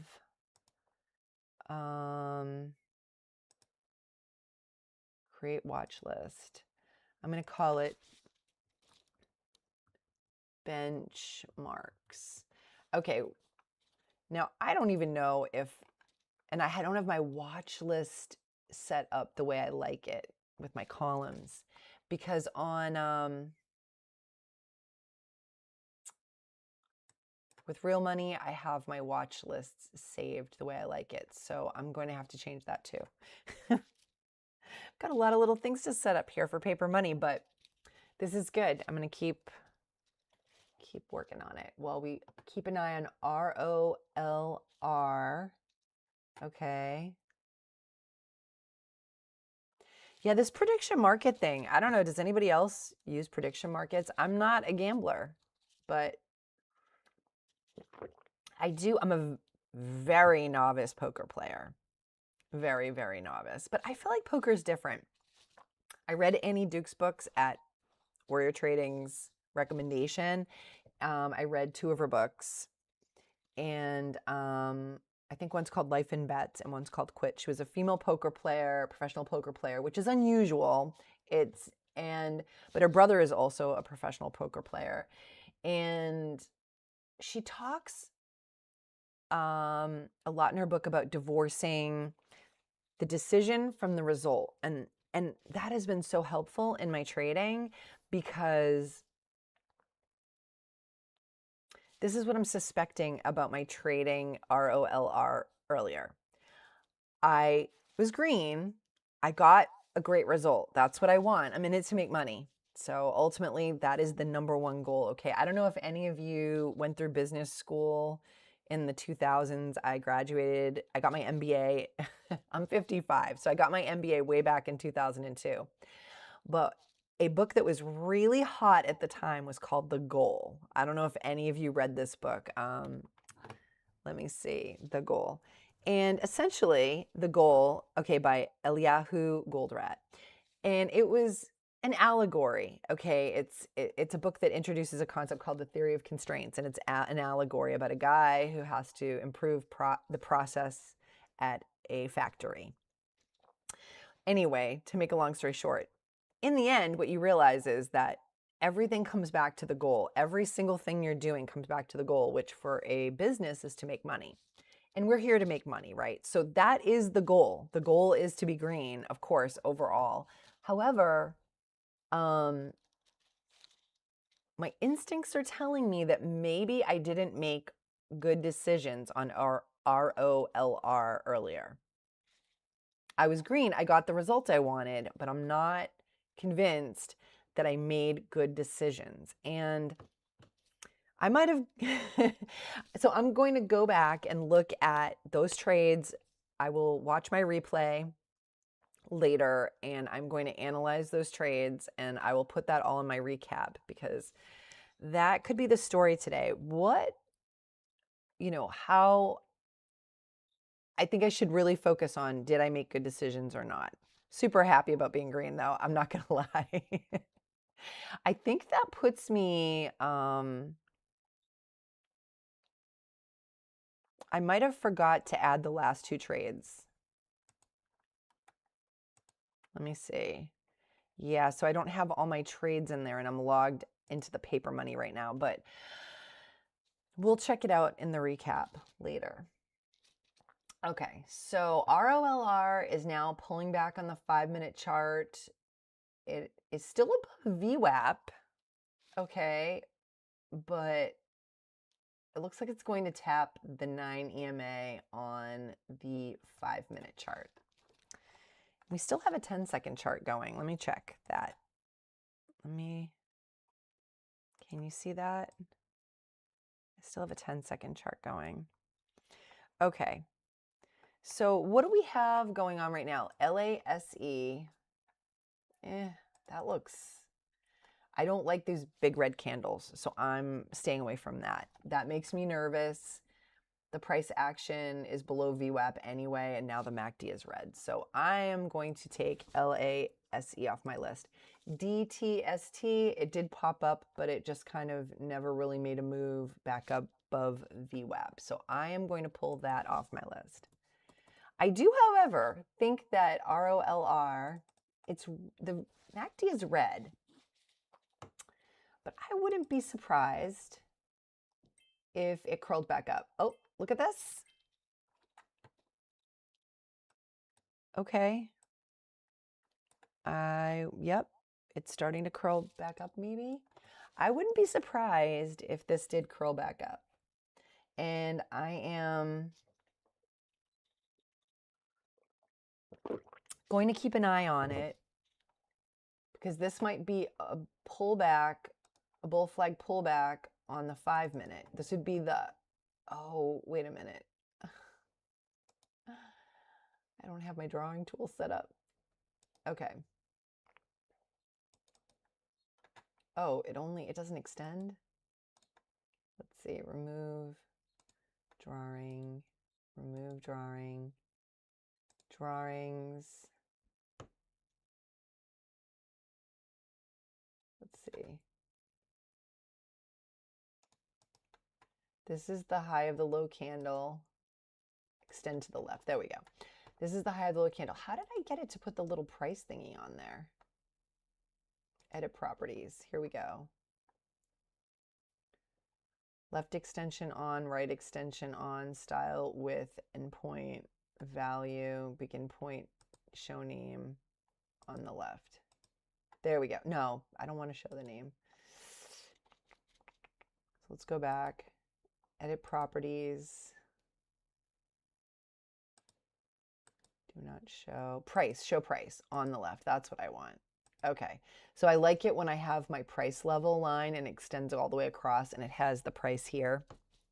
That really helps me see the levels that I'm looking to break over. And I'm looking for this volume, but the MACD is still red. So I won't trade this unless the MACD is green. But I do think that we have a possible bull flag breakout on, so this was the pull, it pulled back, popped up, and then I think this is another flag. So this, I think, here was just a false breakout because look at the volume bar. So it's pulling back. I'm looking for it to break over 950. 950, well, that would be the $0.50, right? And that $0.50 can be a point of resistance. So I have to make sure all my settings are saved on my paper money.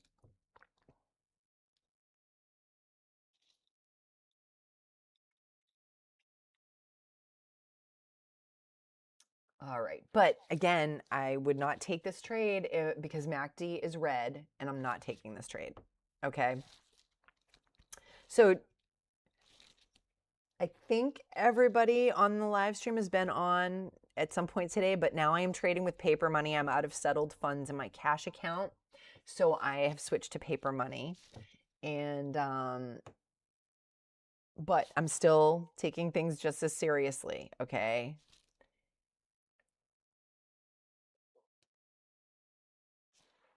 All right, so let's see.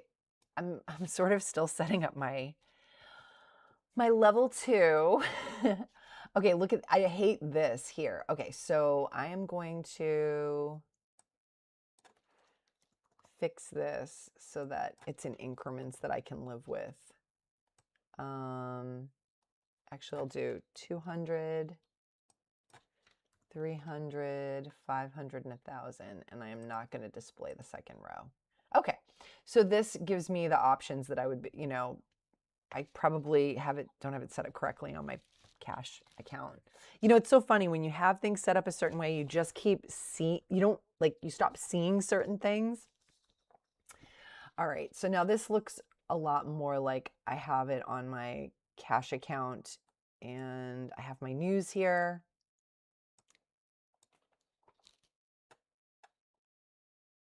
So this news that came out on High Roller is literally just regurgitating previous news. And I have a video that I did about news catalysts, and that this is something that is so important. You want to evaluate the quality of the news. Yes, the original news came out at 8 a.m., but this is just repeating. Okay, this is just repeating what came out at 8 a.m. It's not breaking news at this moment. It's new news, it's still hot news, but it is not breaking news. So you always have to look and see, okay, is this the first time this news has come out? So you can see everything is kind of slowed down with ROLR. It's consolidating sideways. The volume, though, is pulling back. So I would not be surprised if it broke over the $0.50, over 950. If it goes green, if the MACD goes green and it breaks over 950, I think I'm going to get in for a break over the $0.50 and see what happens. I think I might, but only if the MACD is green. I will not trade it if the MACD is red. And I think HG said earlier, you know, how many times you say to yourself, why did I break my rules? Why? And I'm not going to break them for paper money either, okay? I'm taking it seriously. The one thing that paper money will do is it allows you to reduce, obviously, your real cash risk while you're learning. So, but I'm still going to make the same decisions, okay? I'm still going to make the decisions as if it's real money, but it allows me to practice. And I think the micro pullback, this is a great chance for me to look for those micro pullbacks that I need to work on. That's my goal this week, and I was feeling so much pressure because I have to do my Raven's Edge midweek update on Substack after trading tomorrow, and I was like, as of this morning, I hadn't taken any micro pullbacks. Like, what am I going to report? But I did take a few earlier, I believe. They were micro pullbacks, so I am going to have something to talk about tomorrow in my midweek update on Substack. And the other thing is that I realized that maybe I didn't pick the greatest goal to work on because it's something that I have to wait for those opportunities to present themselves. However, my goal the week before was volume, to focus on volume, especially relative volume.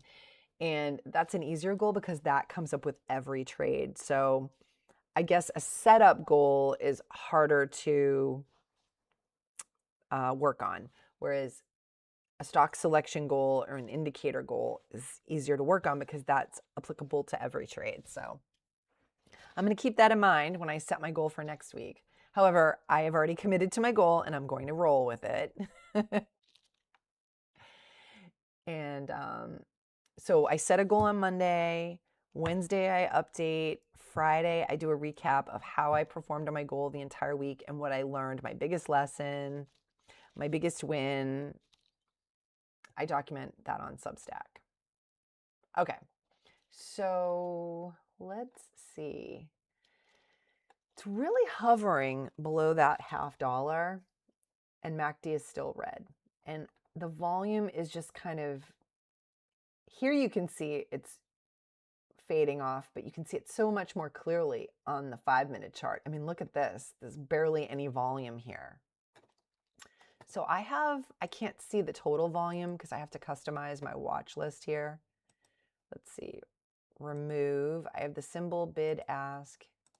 I'm going to remove some of this. I'm going to put the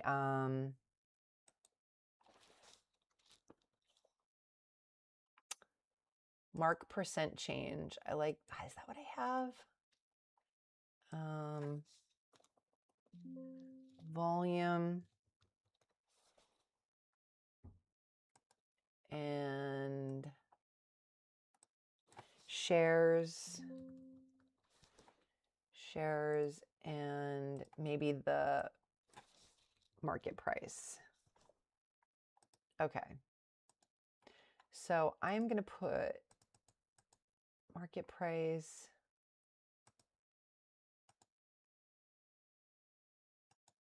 Okay. So I think I can save this. Can't I? Customize. It won't let me save this. Okay, so when I'm trading with real money, I can save a watch list. I mean, I can save the columns the way I want them to be and save the watch list. I don't see that here. I can customize. Can I save it? So this is the title of the watch list, but with real money, I can save these columns, okay? However, oh, it has the last price. Let me get rid of that. Customize, remove. Okay. Because I like to see the change, the percent change. Now it looks like it's tapping that $0.50. ROLR is just, it keeps tapping that $0.50. So this, maybe you could call this a flat top breakout. You could call it a breakout, a $0.50 breakout.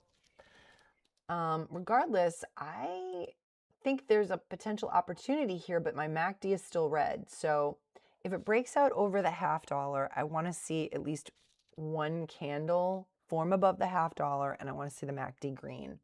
And I also want to see confirmation with the volume candles. If the volume stays down here, but it breaks above that level, I'm thinking that it is a false breakout. Like here, right here. Okay. See, it kind of popped above. And there was some more volume, but then it rejected. Okay. So here it's just going down. I think it's going to make a break for it. And we're coming up to 9 o'clock where we're going to see potentially breaking news at 9 a.m. So,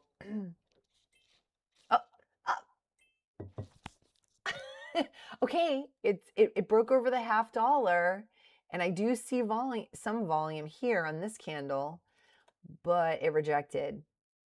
Down to the 9 EMA, tap the 9 EMA. Okay, and the MACD is still red, so I will not take a trade here, but I'm watching this carefully. Okay, now the MACD flipped green. We had a candle. Oh, I guess I can't paper trade in the pre-market. Buy good till can't extended. Let's see. Okay, now I'm just playing. Let me put one share because I don't want to wreck my thing here. One share. Order must have day, time, and force. Order must have. Can I not? So what's this? Get rid of this. Cancel 2 orders. So,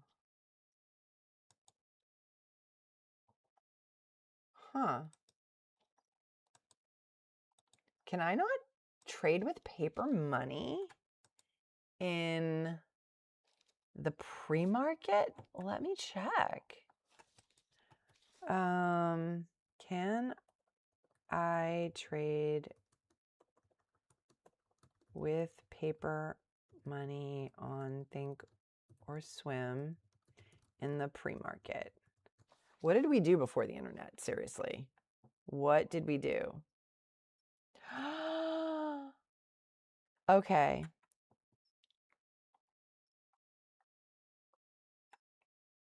I cannot trade paper money during extended hours in Thinkorswim. Okay, that's fine. So, new plan.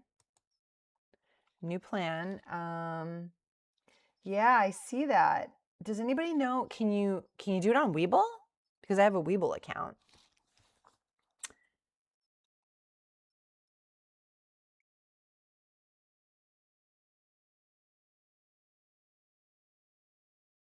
Oops, typo. I'm wearing my glasses too. Can we do it on Webull? Let me check. Let's see.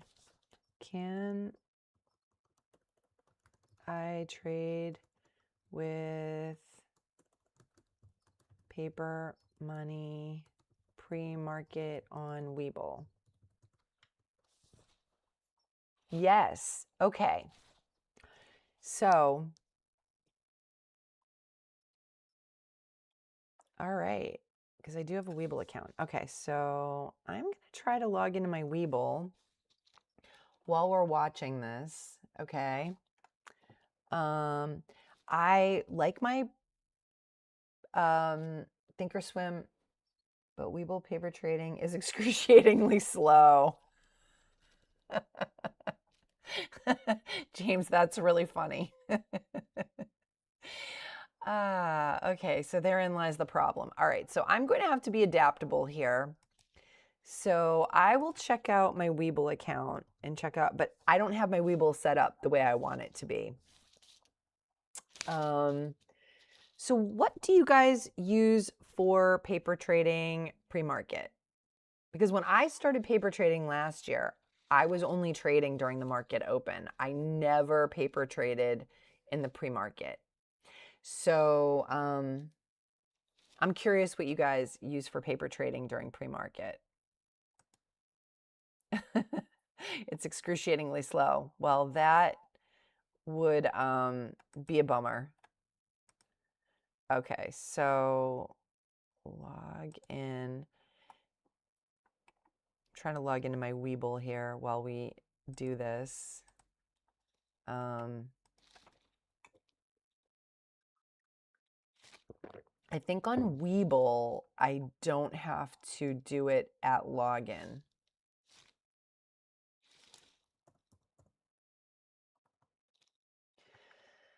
Let me see. Trading and investing. Paper trade.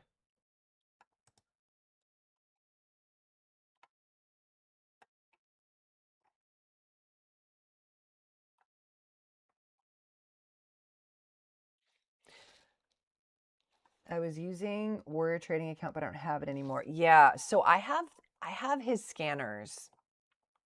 I have Ross Cameron's scanners, but I don't pay for the live stream or the simulator. IBKR. Let's look at that. Someone just said IBKR. IBKR.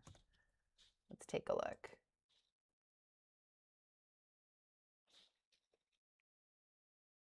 Well, that is way out of my price range. So, LIHI,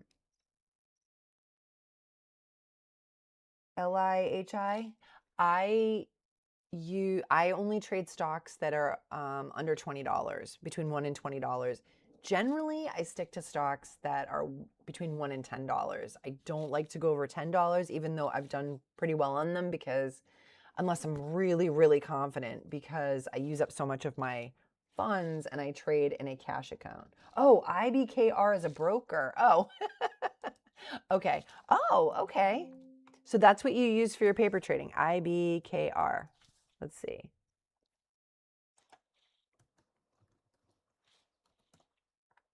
Okay. Oh, okay. Interactive brokers. I have heard of them. Okay. Interactive brokers. I just didn't know that that was the acronym. Yes. Okay. All right. I will check that out. So is that faster than Webull? I know a lot of people like Webull. I know Russ Cameron has talked about Webull having like, in some of his videos, he's talked about Webull being really fast, okay, as far as executing trades. Let's go back to ROLR. Let's see. I will definitely check out Interactive Brokers. Thank you. No. It's really that slow. That would stress me out so much. It's so funny. I would be stressed out so much if it were like, uh, yeah, that would stress me out.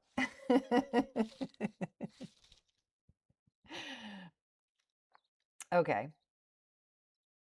The live Weeble platform is good. Okay, that's good to know because I'm going to set that up before my trip on Sunday because there might be windows for me to trade between 4 and 7 a.m. Eastern Standard Time on my trip. The way my flights are, I have a layover on either end where I am. So I'm going to Prague and have a layover on either end in Germany. And so I will be spending a little bit more time in airports. So I've got 4 flights. So the live platform is good. I love Webull, but they have been restricting a lot of momentum stocks lately. Yeah, so that happened to me on Thinkorswim. I had to call them and ask them to remove the restriction, but there have still been stocks where I have been restricted.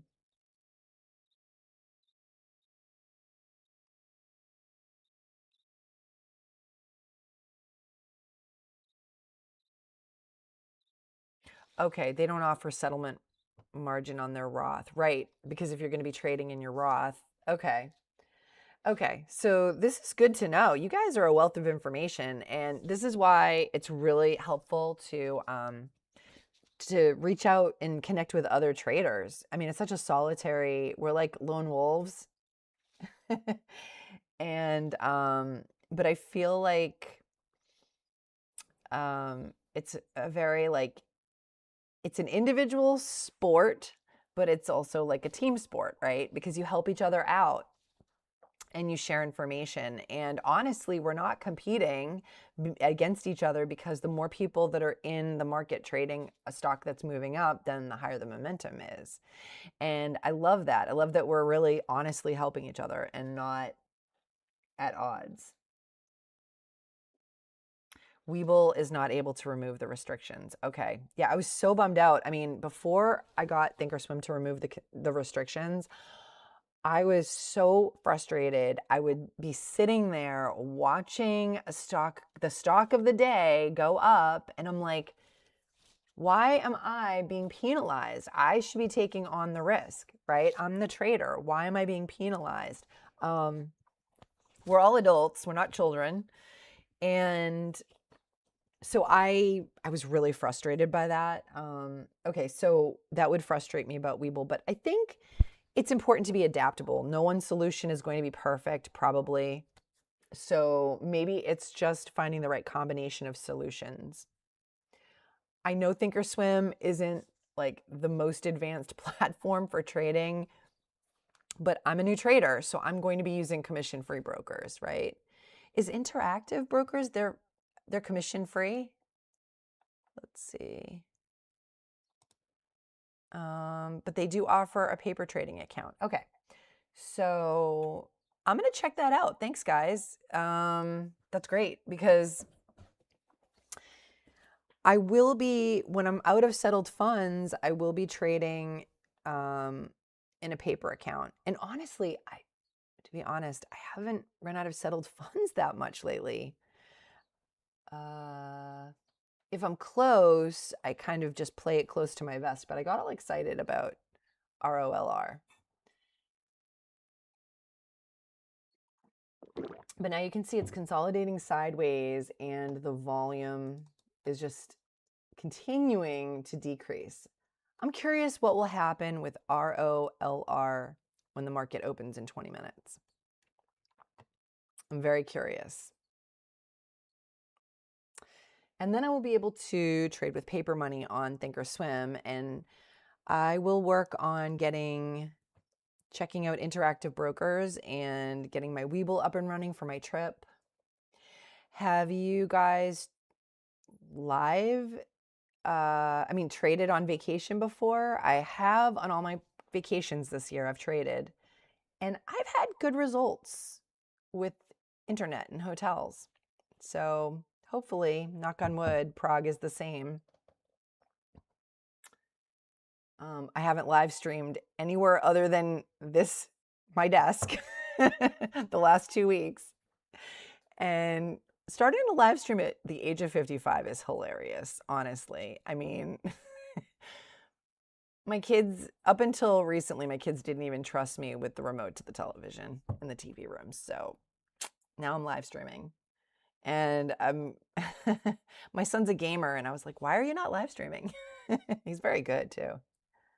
So he just started himself. But anyway, let's keep an eye. It looks like it's just tapping. It's testing the $0.50 again. Here it popped up. The MACD. Oh, here we go. Here we go.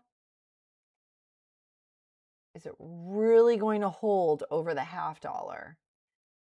The MACD is pretty much almost flipping at this point. I don't know if it's going to hold above the $0.50. The volume's not there. The volume's going up, but look at the price. And if we look at the level 2, you can see it looks real slow on paper money. Huh. I wonder if it's this slow. What am I missing here? Setup, application settings, order defaults.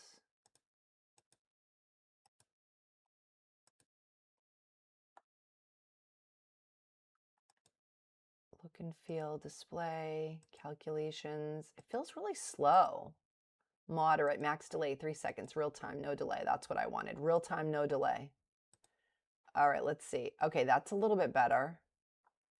Okay, now we're cooking with gas. That's a little bit better. Okay. So now you can see that I was like, what is going on? All right, so I missed the move here. It did a candle, I don't know, it didn't close above the $0.50. So I feel like it's breaking out here. I'm going to look at the 10-second chart and see what's happening on the 10-second chart. It's breaking out on the 10-second chart. Oh, but I can't trade because it's not. Okay, well, I will just sit this one out, but I don't know. Oh, okay, is this a micro pullback? Oh, that was a micro pullback, and now it's pushing higher. Oh, how exciting. Okay, even though I can't trade it, I'm super excited. All right, and so that looked like a micro pullback to me with a drive higher. And on the 10-second, it barely pulled back, barely. Now it's pulling back a little. All right, on the 10-second, it's pulling back.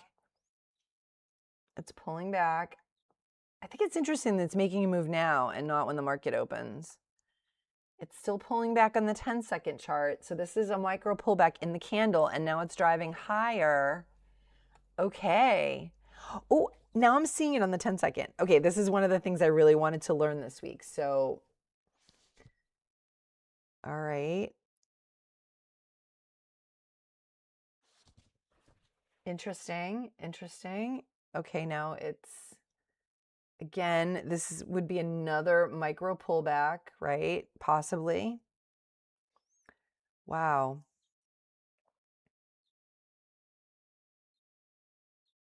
I have to make sure the indicators are what I want on the 10-second. I think it's hitting the 9 EMA on the 10-second chart.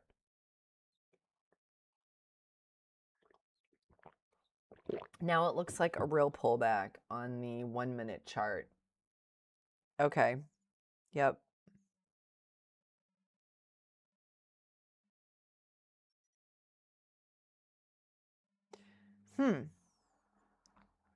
Okay.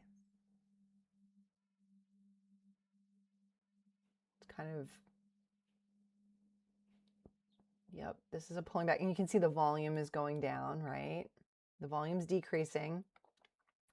So I can get rid of this here. Remove drawing. Okay. ROLR. This is the stock of the day, I think. I think this is the stock of the day. And now we're seeing, oh, let's see. So this would be the low candle. Whoops.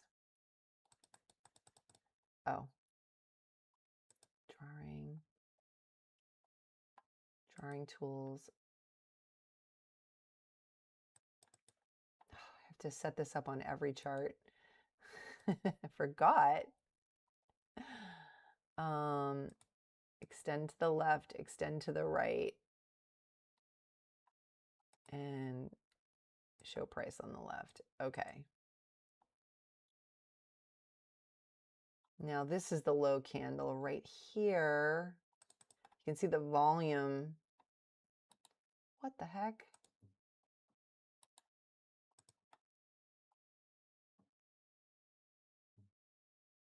Save as default.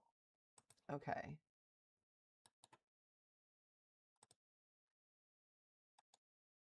So here, this is the high of the low candle.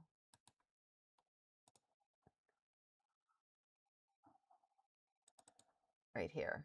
Okay. Kind of.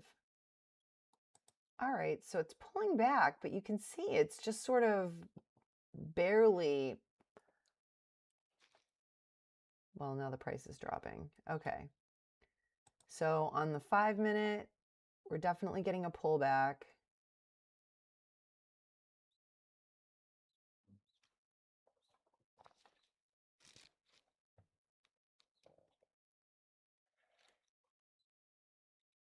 Mm-hmm. Wow. Well, at least it's been an exciting morning.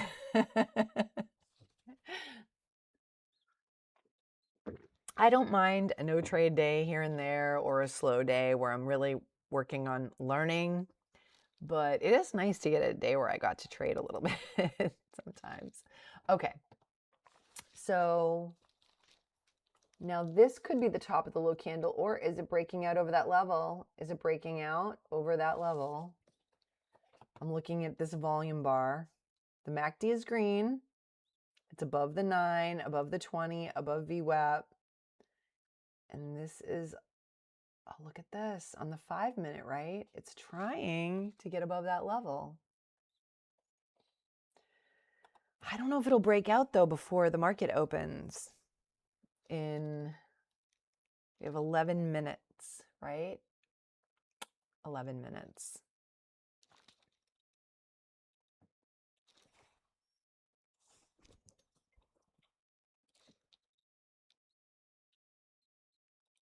We are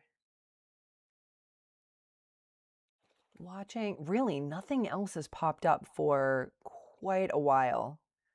Honestly, I mean, it's been a good hour since anything else popped up. It's making a break for it. Oh my God, it's making a break for it.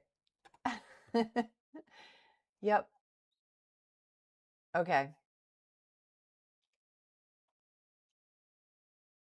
Ah.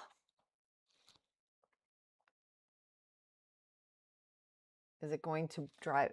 Is it okay? So on the 10-second chart, it pulled back a little bit, but I'm watching to see if it's going to drive higher.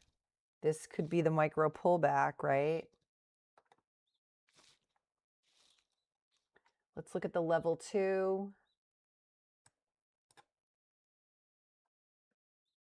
I don't see any huge orders on the time and sales.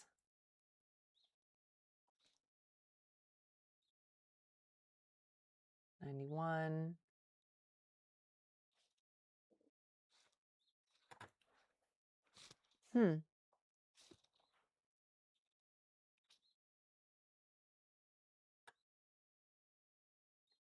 There we go. It's so on the 10-second chart though, it started to pull away and then it pulled back.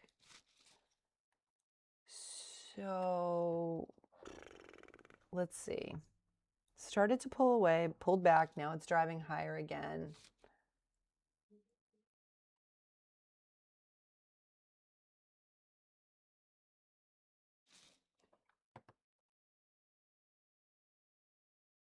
It's sort of getting stuck here at 11.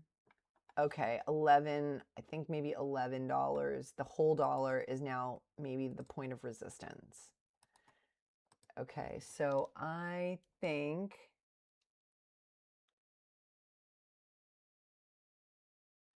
that we're stuck right around here, right around $11.10. And the volume's pulling back just like it did on these. I consider these bull flag pullbacks. They're not super clean because the volume is decreasing. There we go. It's pushing higher above that level. It's testing that level, but will it break 1125?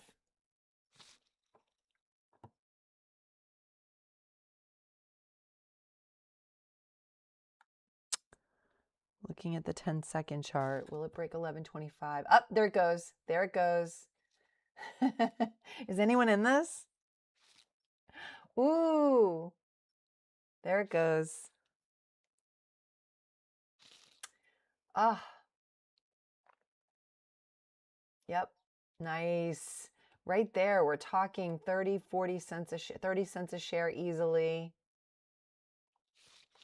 Beautiful.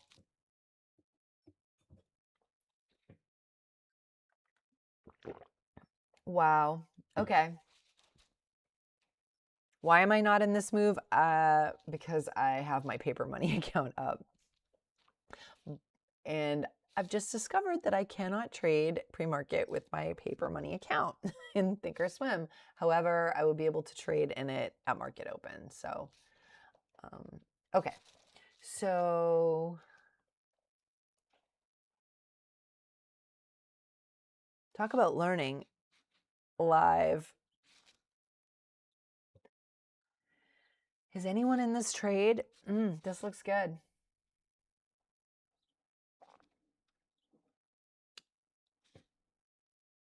Love it. Love it.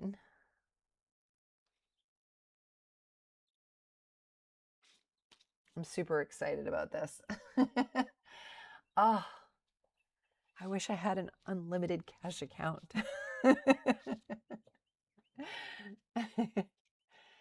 So I do think I jumped the gun on some of my trades earlier. I should have been more selective, and I would have had some funds to trade. If I had been more patient, I would have had funds to trade now. It's just an example of how I got too excited and I jumped in. I did finish green on it, but I think I would have made out a lot better if I had been patient.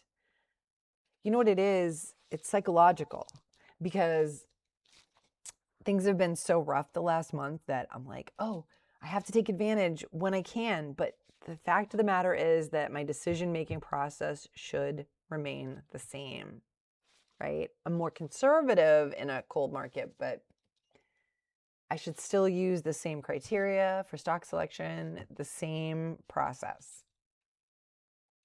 I'm just going to make sure, did I save this already? Save flexible grid as save. I just want to make sure my grid is saved because I want to be able to pull it back up again. All right, now we're having a pullback, bull flag pullback. All right, so now I thought this line was resistance, but now it appears to be support. It's tapping the 9 EMA, right? I used to use a lot of trend lines for support and resistance, and I haven't really done that as much lately. So I used to do a lot of this to see where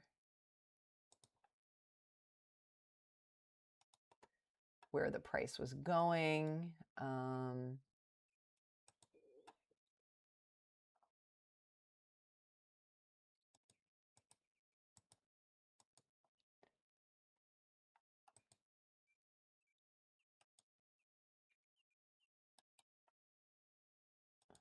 I have my window open. It's warm here. in my room today, and the birds are going crazy outside. I have a lot of birds nearby. I live in the city, but I have a lot of birds nearby. Okay, so I used to do a lot of drawing trend lines. And for some reason, I haven't been doing it as much. And I'm curious what other people are doing. Do you draw trend lines? So here now,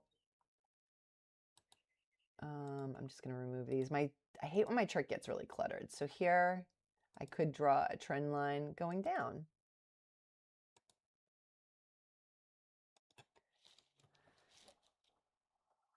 But see, now on the 1 minute chart, ROLR has dropped below the 9 EMA. And the MACD is starting to close. It looks like it's going to flip. If the price goes any lower, it's going to flip to red. Green means go, red means no on MACD. So I would not take a trade if it flips red. But it just tapped the 20 EMA, which is generally a pullback on the 5 minute chart. See, these trend lines, I don't know. I'm not sure I'm getting the same amount of value out of them that I used to. Do you guys use trend lines? I'm curious to evaluate. Maybe it's because, I don't know, like here, okay? I feel like on this one,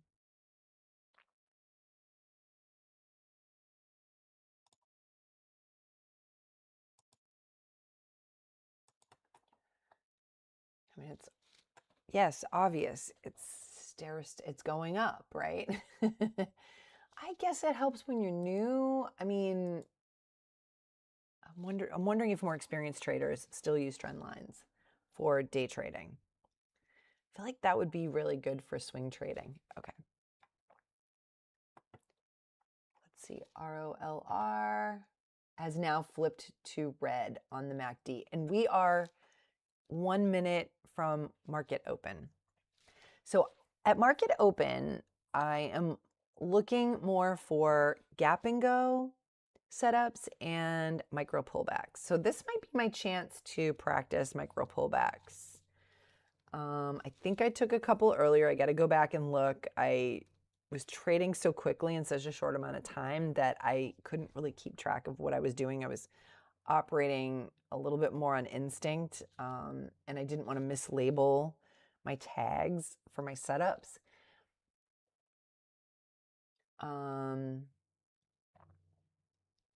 So I will go back and do that after. But okay, so now we are almost at the open, and let's see, sometimes the scanner starts going like crazy depending on the day. Maybe today we'll have something pop up, and I will be, if I take it, I'm taking it with paper money right now.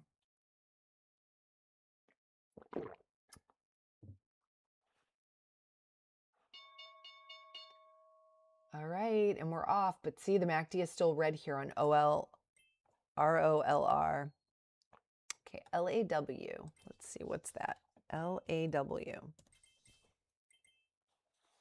Oh, okay, LAW. See, things happen so quickly at the market open. LAW. Nope, the float is too high for me. All right. DFDV. Didn't we see that earlier? DFDV.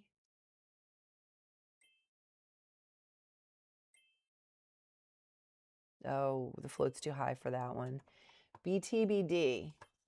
BTBD. I think I took a trade on that this morning, right? So BTBD might be going for a break of VWAP. It's green. ROLR is still red, so I would not take a trade on that. BTBD, well, it's green, and maybe I would look for a break of VWAP here for a setup. But now it's red again. Okay, so ROLR is still red. So I'm not interested. I'm not interested. I'm not risking it. I'm definitely not risking it with MACD red. I know it's paper money, but I'm treating it like real money. Okay, I'm making all of my decisions because I'm out of settled funds today.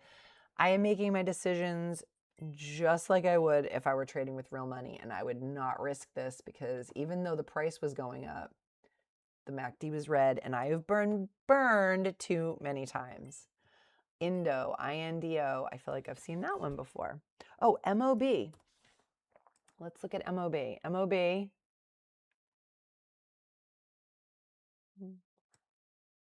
The float is 11.67 million. The relative volume is almost 5. And it's not quite gapped up 10%. So MOB doesn't make the cut yet. Has this halted? MOB might have halted. Look at this. See how everything's kind of stopped? Nope. I thought it was halting. Maybe it did. Looks like it did halt.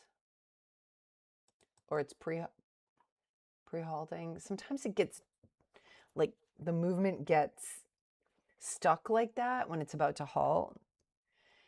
And price action is choppy on that. Okay, so BTBD. Nope. ROLR. RMSG. I think that has older news. LALMU. I lost on that one yesterday, I think. I think that was one of my red trades yesterday. And it was over $10, and I shouldn't have taken it because it was a red trade and I used up so much of my settled funds. All right, ROLR. Things just move more quickly at the market open, which is good because there's more volume, but it can be bad because so many things are happening and I feel like it's hard to keep track of what I'm doing. Okay, LAW, that looks like, I don't know what's going on with that. MOB, I'm going to look up and see if what's halted. Trading halts. Let's see, current trading halts. Let's take a look. Let's take a look. Okay, so it's not halted yet. All right, so this is not halted yet, so that's weird. Oh, because look at how much volume, 43,000. No, that's not enough to drive demand. Okay, RMSG.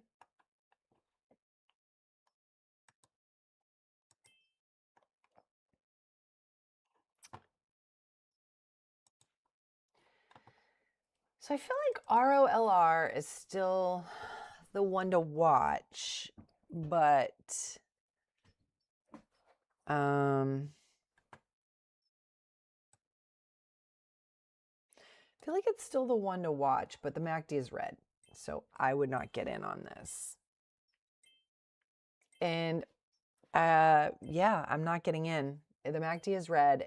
And my feeling about paper money is you should trade it just like real money, because if you're not making money with paper money, then you're not making money, right? So if you can't make it in the paper money world, you're not going to be able to do it with real money. Okay.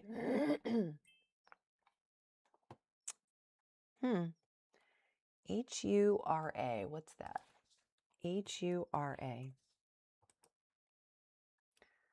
All right.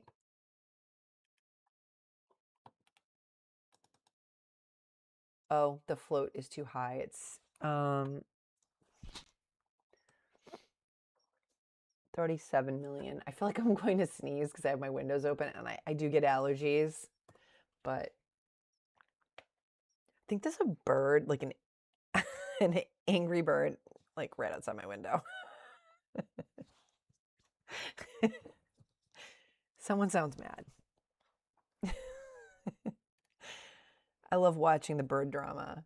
This is how I know I've hit my 50s. I'm 55, is that I actually love the animal drama in my yard. I live in the city, but we have birds and squirrels and, you know, the neighborhood cats come through and the occasional raccoon or coyote. And I love the bird drama. Okay. So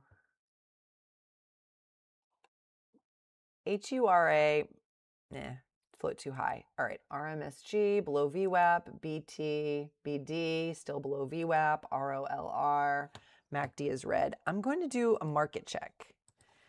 How is the stock market today? Let's see. Because it says it's trading higher. So that's good. Cooling inflation. Okay, so this is something I was waiting for. The producer price index came in at 0.5% month over month, which was lower than anticipated, providing a boost to sentiment. Okay, that is one of the economic indicators I mentioned yesterday in my Substack. Okay, because one of the things I actually, when I got my master's in business all those years ago, I was like, oh, it'd be so interesting to be an economist. I actually considered that, but I ended up going more the accounting finance route. I took an investing course, an entrepreneurship course, but I ended up, most of my professional career was finance, accounting, and accounting adjacent positions. Like I did government procurement for a long time. Okay, so where we had to, very numbers based. Okay, so it looks like the market's doing pretty well. Oil prices have pulled back below $100 a barrel. Earnings season, okay. That can really drive prices. CMND, let's check out CMND. That has been CMND. Whoops, CMND. Let's check that one out. All right, so, well,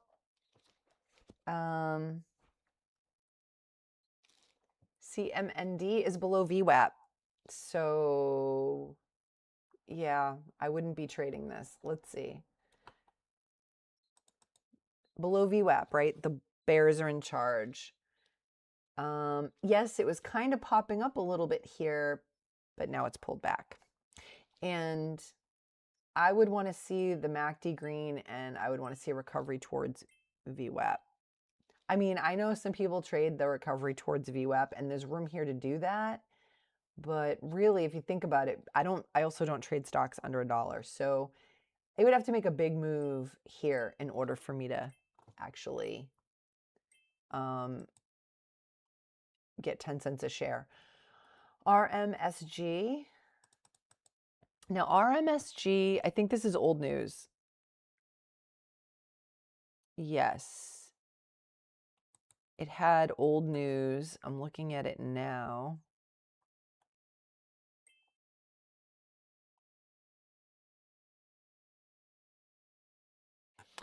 Well, they had a deficiency notice yesterday. So I don't really see that as good news. Look at how choppy RMSG has been. And it's trying to get its way back up to VWAP, but I don't love that. I generally, yeah, under $1. I have traded stocks under $1. But the thing is, it has to make such a big move for me to make a few cents a share. It's just, I feel like when I've gone back and looked at my data, I've had mixed results with stocks under $1. And they just have to make a really big move. It's the same reason why I don't generally trade stocks that are too expensive, because I can't afford the big swings. Yeah, the gains are great, but at my tighter stops, then it's like I feel like I'm just constantly I'm taking choppy small losses. So yeah, I don't, it's not that I would completely discount it, but like SNAL, this is a great example of a penny stock under $1 that I would possibly consider. I thought the price action in the pre-market looked awesome. Okay. It was trading under $1, but look at this. It's tapping down towards the 9 EMA. Okay. I think this price action for a stock under $1 is acceptable price action. And I would consider getting in on this maybe on a different day. But I don't generally trade stocks that are under $1. Let's see, NAMM. Let's take a look at that. NAMM. Okay. Yeah, again, this is too choppy for my taste. And again, I'd love to hear why that's where the smaller moves generate bigger dollars. Easier to take bigger share size with penny stocks. Yes, it is easier to take bigger shares with penny stocks, but yeah, I still want to see like good price action. So, like I said, SNAL, that's something that I would consider for under $1. I feel like this has enough, it's making moves that you can possibly make money on. Okay, like the move from here to here, 49 cents to 65 cents, that's great. You could absolutely make money on that. But you know, the thing is, I'm not saying it's wrong. Like there's more than so many ways to make money in this market. And I think a lot of it just comes down to what you're good at and what your instincts are telling you. If you're good at penny stocks and you're making money, I'm impressed. And I think that you should do that. So I'm still a new trader. I've only been doing it for a year. I'm not sure I've really settled in 100% on my style, right? I'm still collecting data on what's working for me and what's not working for me. But I have found that if I want to scalp like 2 to 5 cents a share, then yes, penny stocks are the way to go. But I still want something that has good price action. NAMM, that looks choppy to me. I mean, I don't see the opportunity here, but and this has the float's high for me. I do stick to under 20 million a share, but I am like super interested in, because originally like years ago when I was like, I want to become a trader right after I got my MBA. But back then you had to, it was so different. Like you'd have to pay like commission on every trade on, what was it, E-Trade? And I thought penny stocks, that's where I'm going to excel, right? Penny stocks, the same thought process, but I'm not sure that so far my data supports it. But you know, as we all evolve in terms of our skills, I think it will become more clear what works for one person might not work for another person. So just, I haven't had great luck with penny stocks. Okay, so BTBD, and again, penny stocks, it may be a misnomer because I know that there's technical definition of penny stocks and there are some penny stocks that are over $1, but I guess I have had a difficult time trading stocks that are under $1. I like the $1 to $3 range because I feel like I can buy a lot of shares. I'm not using a lot of my settled funds, but it'll make a slightly bigger move than stocks under $1. So that's kind of why I will trade stocks between like $1 and $3, or even $1 and $2. I know that Ross Cameron, he stays away from stocks under $2, and a lot of traders do that for that reason. But yeah, now look at SNAL. It's up above $1 now. I mean, look at that. This is one that I would consider. I love the price action on this. So it's over $1. I think I'm going to look for a bull flag pullback. I'm only going to probably live stream for another 15 minutes unless something really extraordinary happens. But I'm going to look for a pullback here. The MACD is green. It's above the 9 EMA. It's above the 20 EMA. It's above the VWAP. And this has had really clean price action. Right now, the volume's decreasing. So I'm going to put this on my 10-second chart. I've been saying all morning that this is one that I would consider. I like the price action on this one. But yes, I'm not saying that you shouldn't trade stocks under $1. I'm saying I've struggled with trading stocks under $1. Okay, so it looks like it's pulling back. I mean, look at the move on this pull. This is a nice, clean bull flag pullback. And look at this move. 95 to 105. That right there is 10 cents a share. So I am really hoping, to get a trade on this before I clock out. ROLR. Let's see. ROLR, I had high hopes for that, but it looks like it's on the back side of the move. So let's focus on SNAL, where I'm feeling more comfortable with SNAL because it's above $1. Oh, it looks like it kind of pulled back. Now, is this a micro pullback or is this a... I did say I was going to trade micro pullbacks, or is this a real pullback? Let's see. We have candle under candle. Okay, now it's a red candle. So this would be the top of the, whoops. This would be the top of the low candle. Oh, it's not. Let me see, drawings. Put my price level drawing tool on here. So here, right about there, right about 103. The volume is pulling back. Okay, if this is a clean bull flag, I would consider this one. I've been saying all morning, I like the price action on this. It's really clean. I bought a penny stock once and it got delisted on Nasdaq while I was in the trade. Oh my God. Fastest flush I've ever seen. I got smoked. That doesn't usually happen on tickers over $1. Yikes. It literally got delisted in the moment. Ooh, that's rough. That's really rough. Yeah, okay, so now it looks like it could break out over this level. It's testing that level. It's the volume, though. I want to see the volume go up a little bit more before let's see.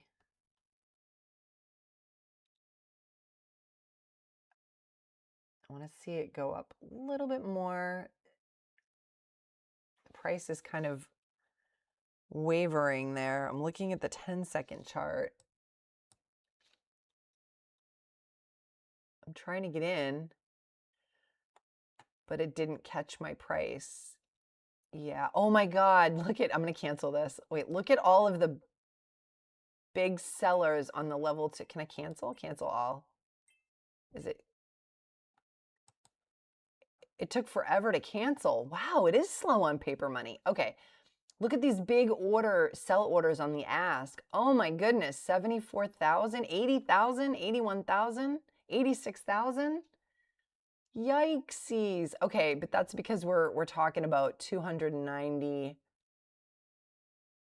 million shares. I missed it. It wouldn't let me get in with paper money. So I guess, yeah, it is hard to trade paper money. Ooh, oh man, I missed it. But so yes, recycle with Chad, I would, this is one I would consider, but I did like once it got over $1 more. Look at this move here. From here, 104 up to 118, that's 10 cents a share. I couldn't get the order to fill, but look at the huge orders now on the, now what's this here? This is weird. I don't know what this is. It's like a weird order on the ask, very low. Look at these orders on the bid. So yes, that is one that I would consider. I just am more comfortable once it hits $1 because you can see that, you know, you're getting more. But this was a good move. But this one here, this is 104 to 118. That's 14 cents move. So I like that a little bit more. Over here, 83 to 93. I don't know. I feel like this stock has shown really good price action. But it doesn't have news. So why was I even considering trading it? Why did I try to get in? Why didn't you guys stop me?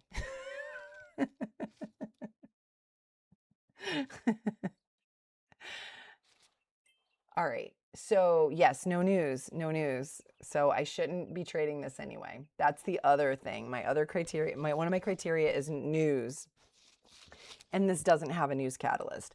But everything else about it I really like. Let's see, pre-market gainers. I think the news is that it's moving up. That is the news. It has news, right? But the news is that the price is going up. And that's sometimes the news. I mean, if that's good enough for you, cool. I feel like, look at this. It's making another move. Well, wait, the volume bar here is low.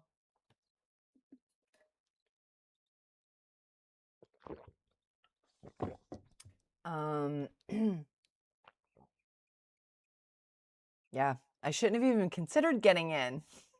I feel like you guys need like some kind of button you can press to tell me, no, don't do that. Okay, so except for the fact that it doesn't have actual breaking news and that the news is that the price is just moving up, I do think this has clean price action for a stock that started at under $1. And look at how many people have jumped in on this thing. It is just crazy, the number of shares. 59,000, 31,000, 32,000. Look at the action on the level 2. And people think it's going to go up to 146. Really? Let's see. It's already above the 200 simple moving average on the daily chart. And yep, it does go back over, let's see, what's this? 139, 140. I think it could go up that high. 215, way back here, 215. It could go up that high. What do these people do? SNAL. Oh, it doesn't give you the same information on here on simulated trades, does it? Oh, wait, because it's not linked. Hold on. Okay. SNAL doesn't say whether it's easy to borrow or hard to borrow. It's a company in California. Okay. Well, I look like a dummy for not getting in on this Recycle with Chad, because this might have been the best, other than ROLR, this might have been the best price action of the day. So I'm not saying that you shouldn't trade with stocks under $1. I just get nervous about it. And yes, I can't believe that, James, that you were in the stock and it was delisted. That's pretty rough. And this is why it's so important to get that time in front of the screen, right? Because we have to spend time watching and get our eyes trained to seeing all the different pieces happening at the same time. I just can't believe that these huge blocks of shares. 33,000. So, I mean, earlier I saw one that was 80,000. So even at $1 a share, we're talking $80,000. Yikes. Yikes. $40,000. Because I'm thinking to myself, this is $1 a share, right? So, wow. AHMA. Let's see what's going on with that one. AHMA. Okay, the price is $1.46. The float is 1.34 million, but the relative volume is way under 5 times the 50-day average. So I wouldn't look at this one. I would discount this one. Wow. I don't know. I think, okay, so BTBD, I got a trade on that first thing in the morning. RMSG, I'm going to take that off. CMND, below VWAP. NAMM, I don't know. That's really choppy. AHMA, this looks interesting, but I don't see news. And the relative volume is low. But it is climbing. The relative volume is 1.4 times its 50-day average, which is one of the criteria that I use for stock selection. I do use Warrior Trading's 5 pillars of stock selection. So ROLR never really made it out of negative MACD. It just dropped below VWAP. I'm surprised. I don't know. I thought this one was going to go higher. SNAL, that seems to be the darling of the moment. And look at this. There's a bull flag here. It kind of popped up. Now we're coming up on 10 o'clock and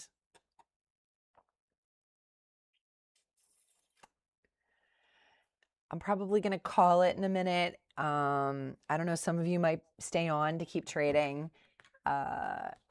If it was hotter and I had settled funds left, I would stay on. If I had settled funds left, I would stay on past 10. Oh, look at SNAL. All right. Yeah. If I had settled funds because the market's looking up today, I would stay on and see what's going on until 11. But as it is, I'm out of settled funds. I am green for the day, which feels really good after being red yesterday. However, I have to look at my Trader View. That's the app that I use. I have to make sure all my stocks are imported and run through the analysis. So after I get off this live stream, I will be putting together my daily recap and I will be back here tomorrow, guys. I hope you all have a great trading day. If you do, stay on or pop on later. That's pretty much it. Okay, so trade smart. And I will see you guys later. Have a good one.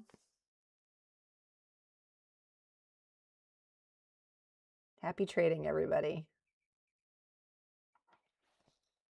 Oh, thanks, James. Thank you. You guys help me a lot. So thank you so much.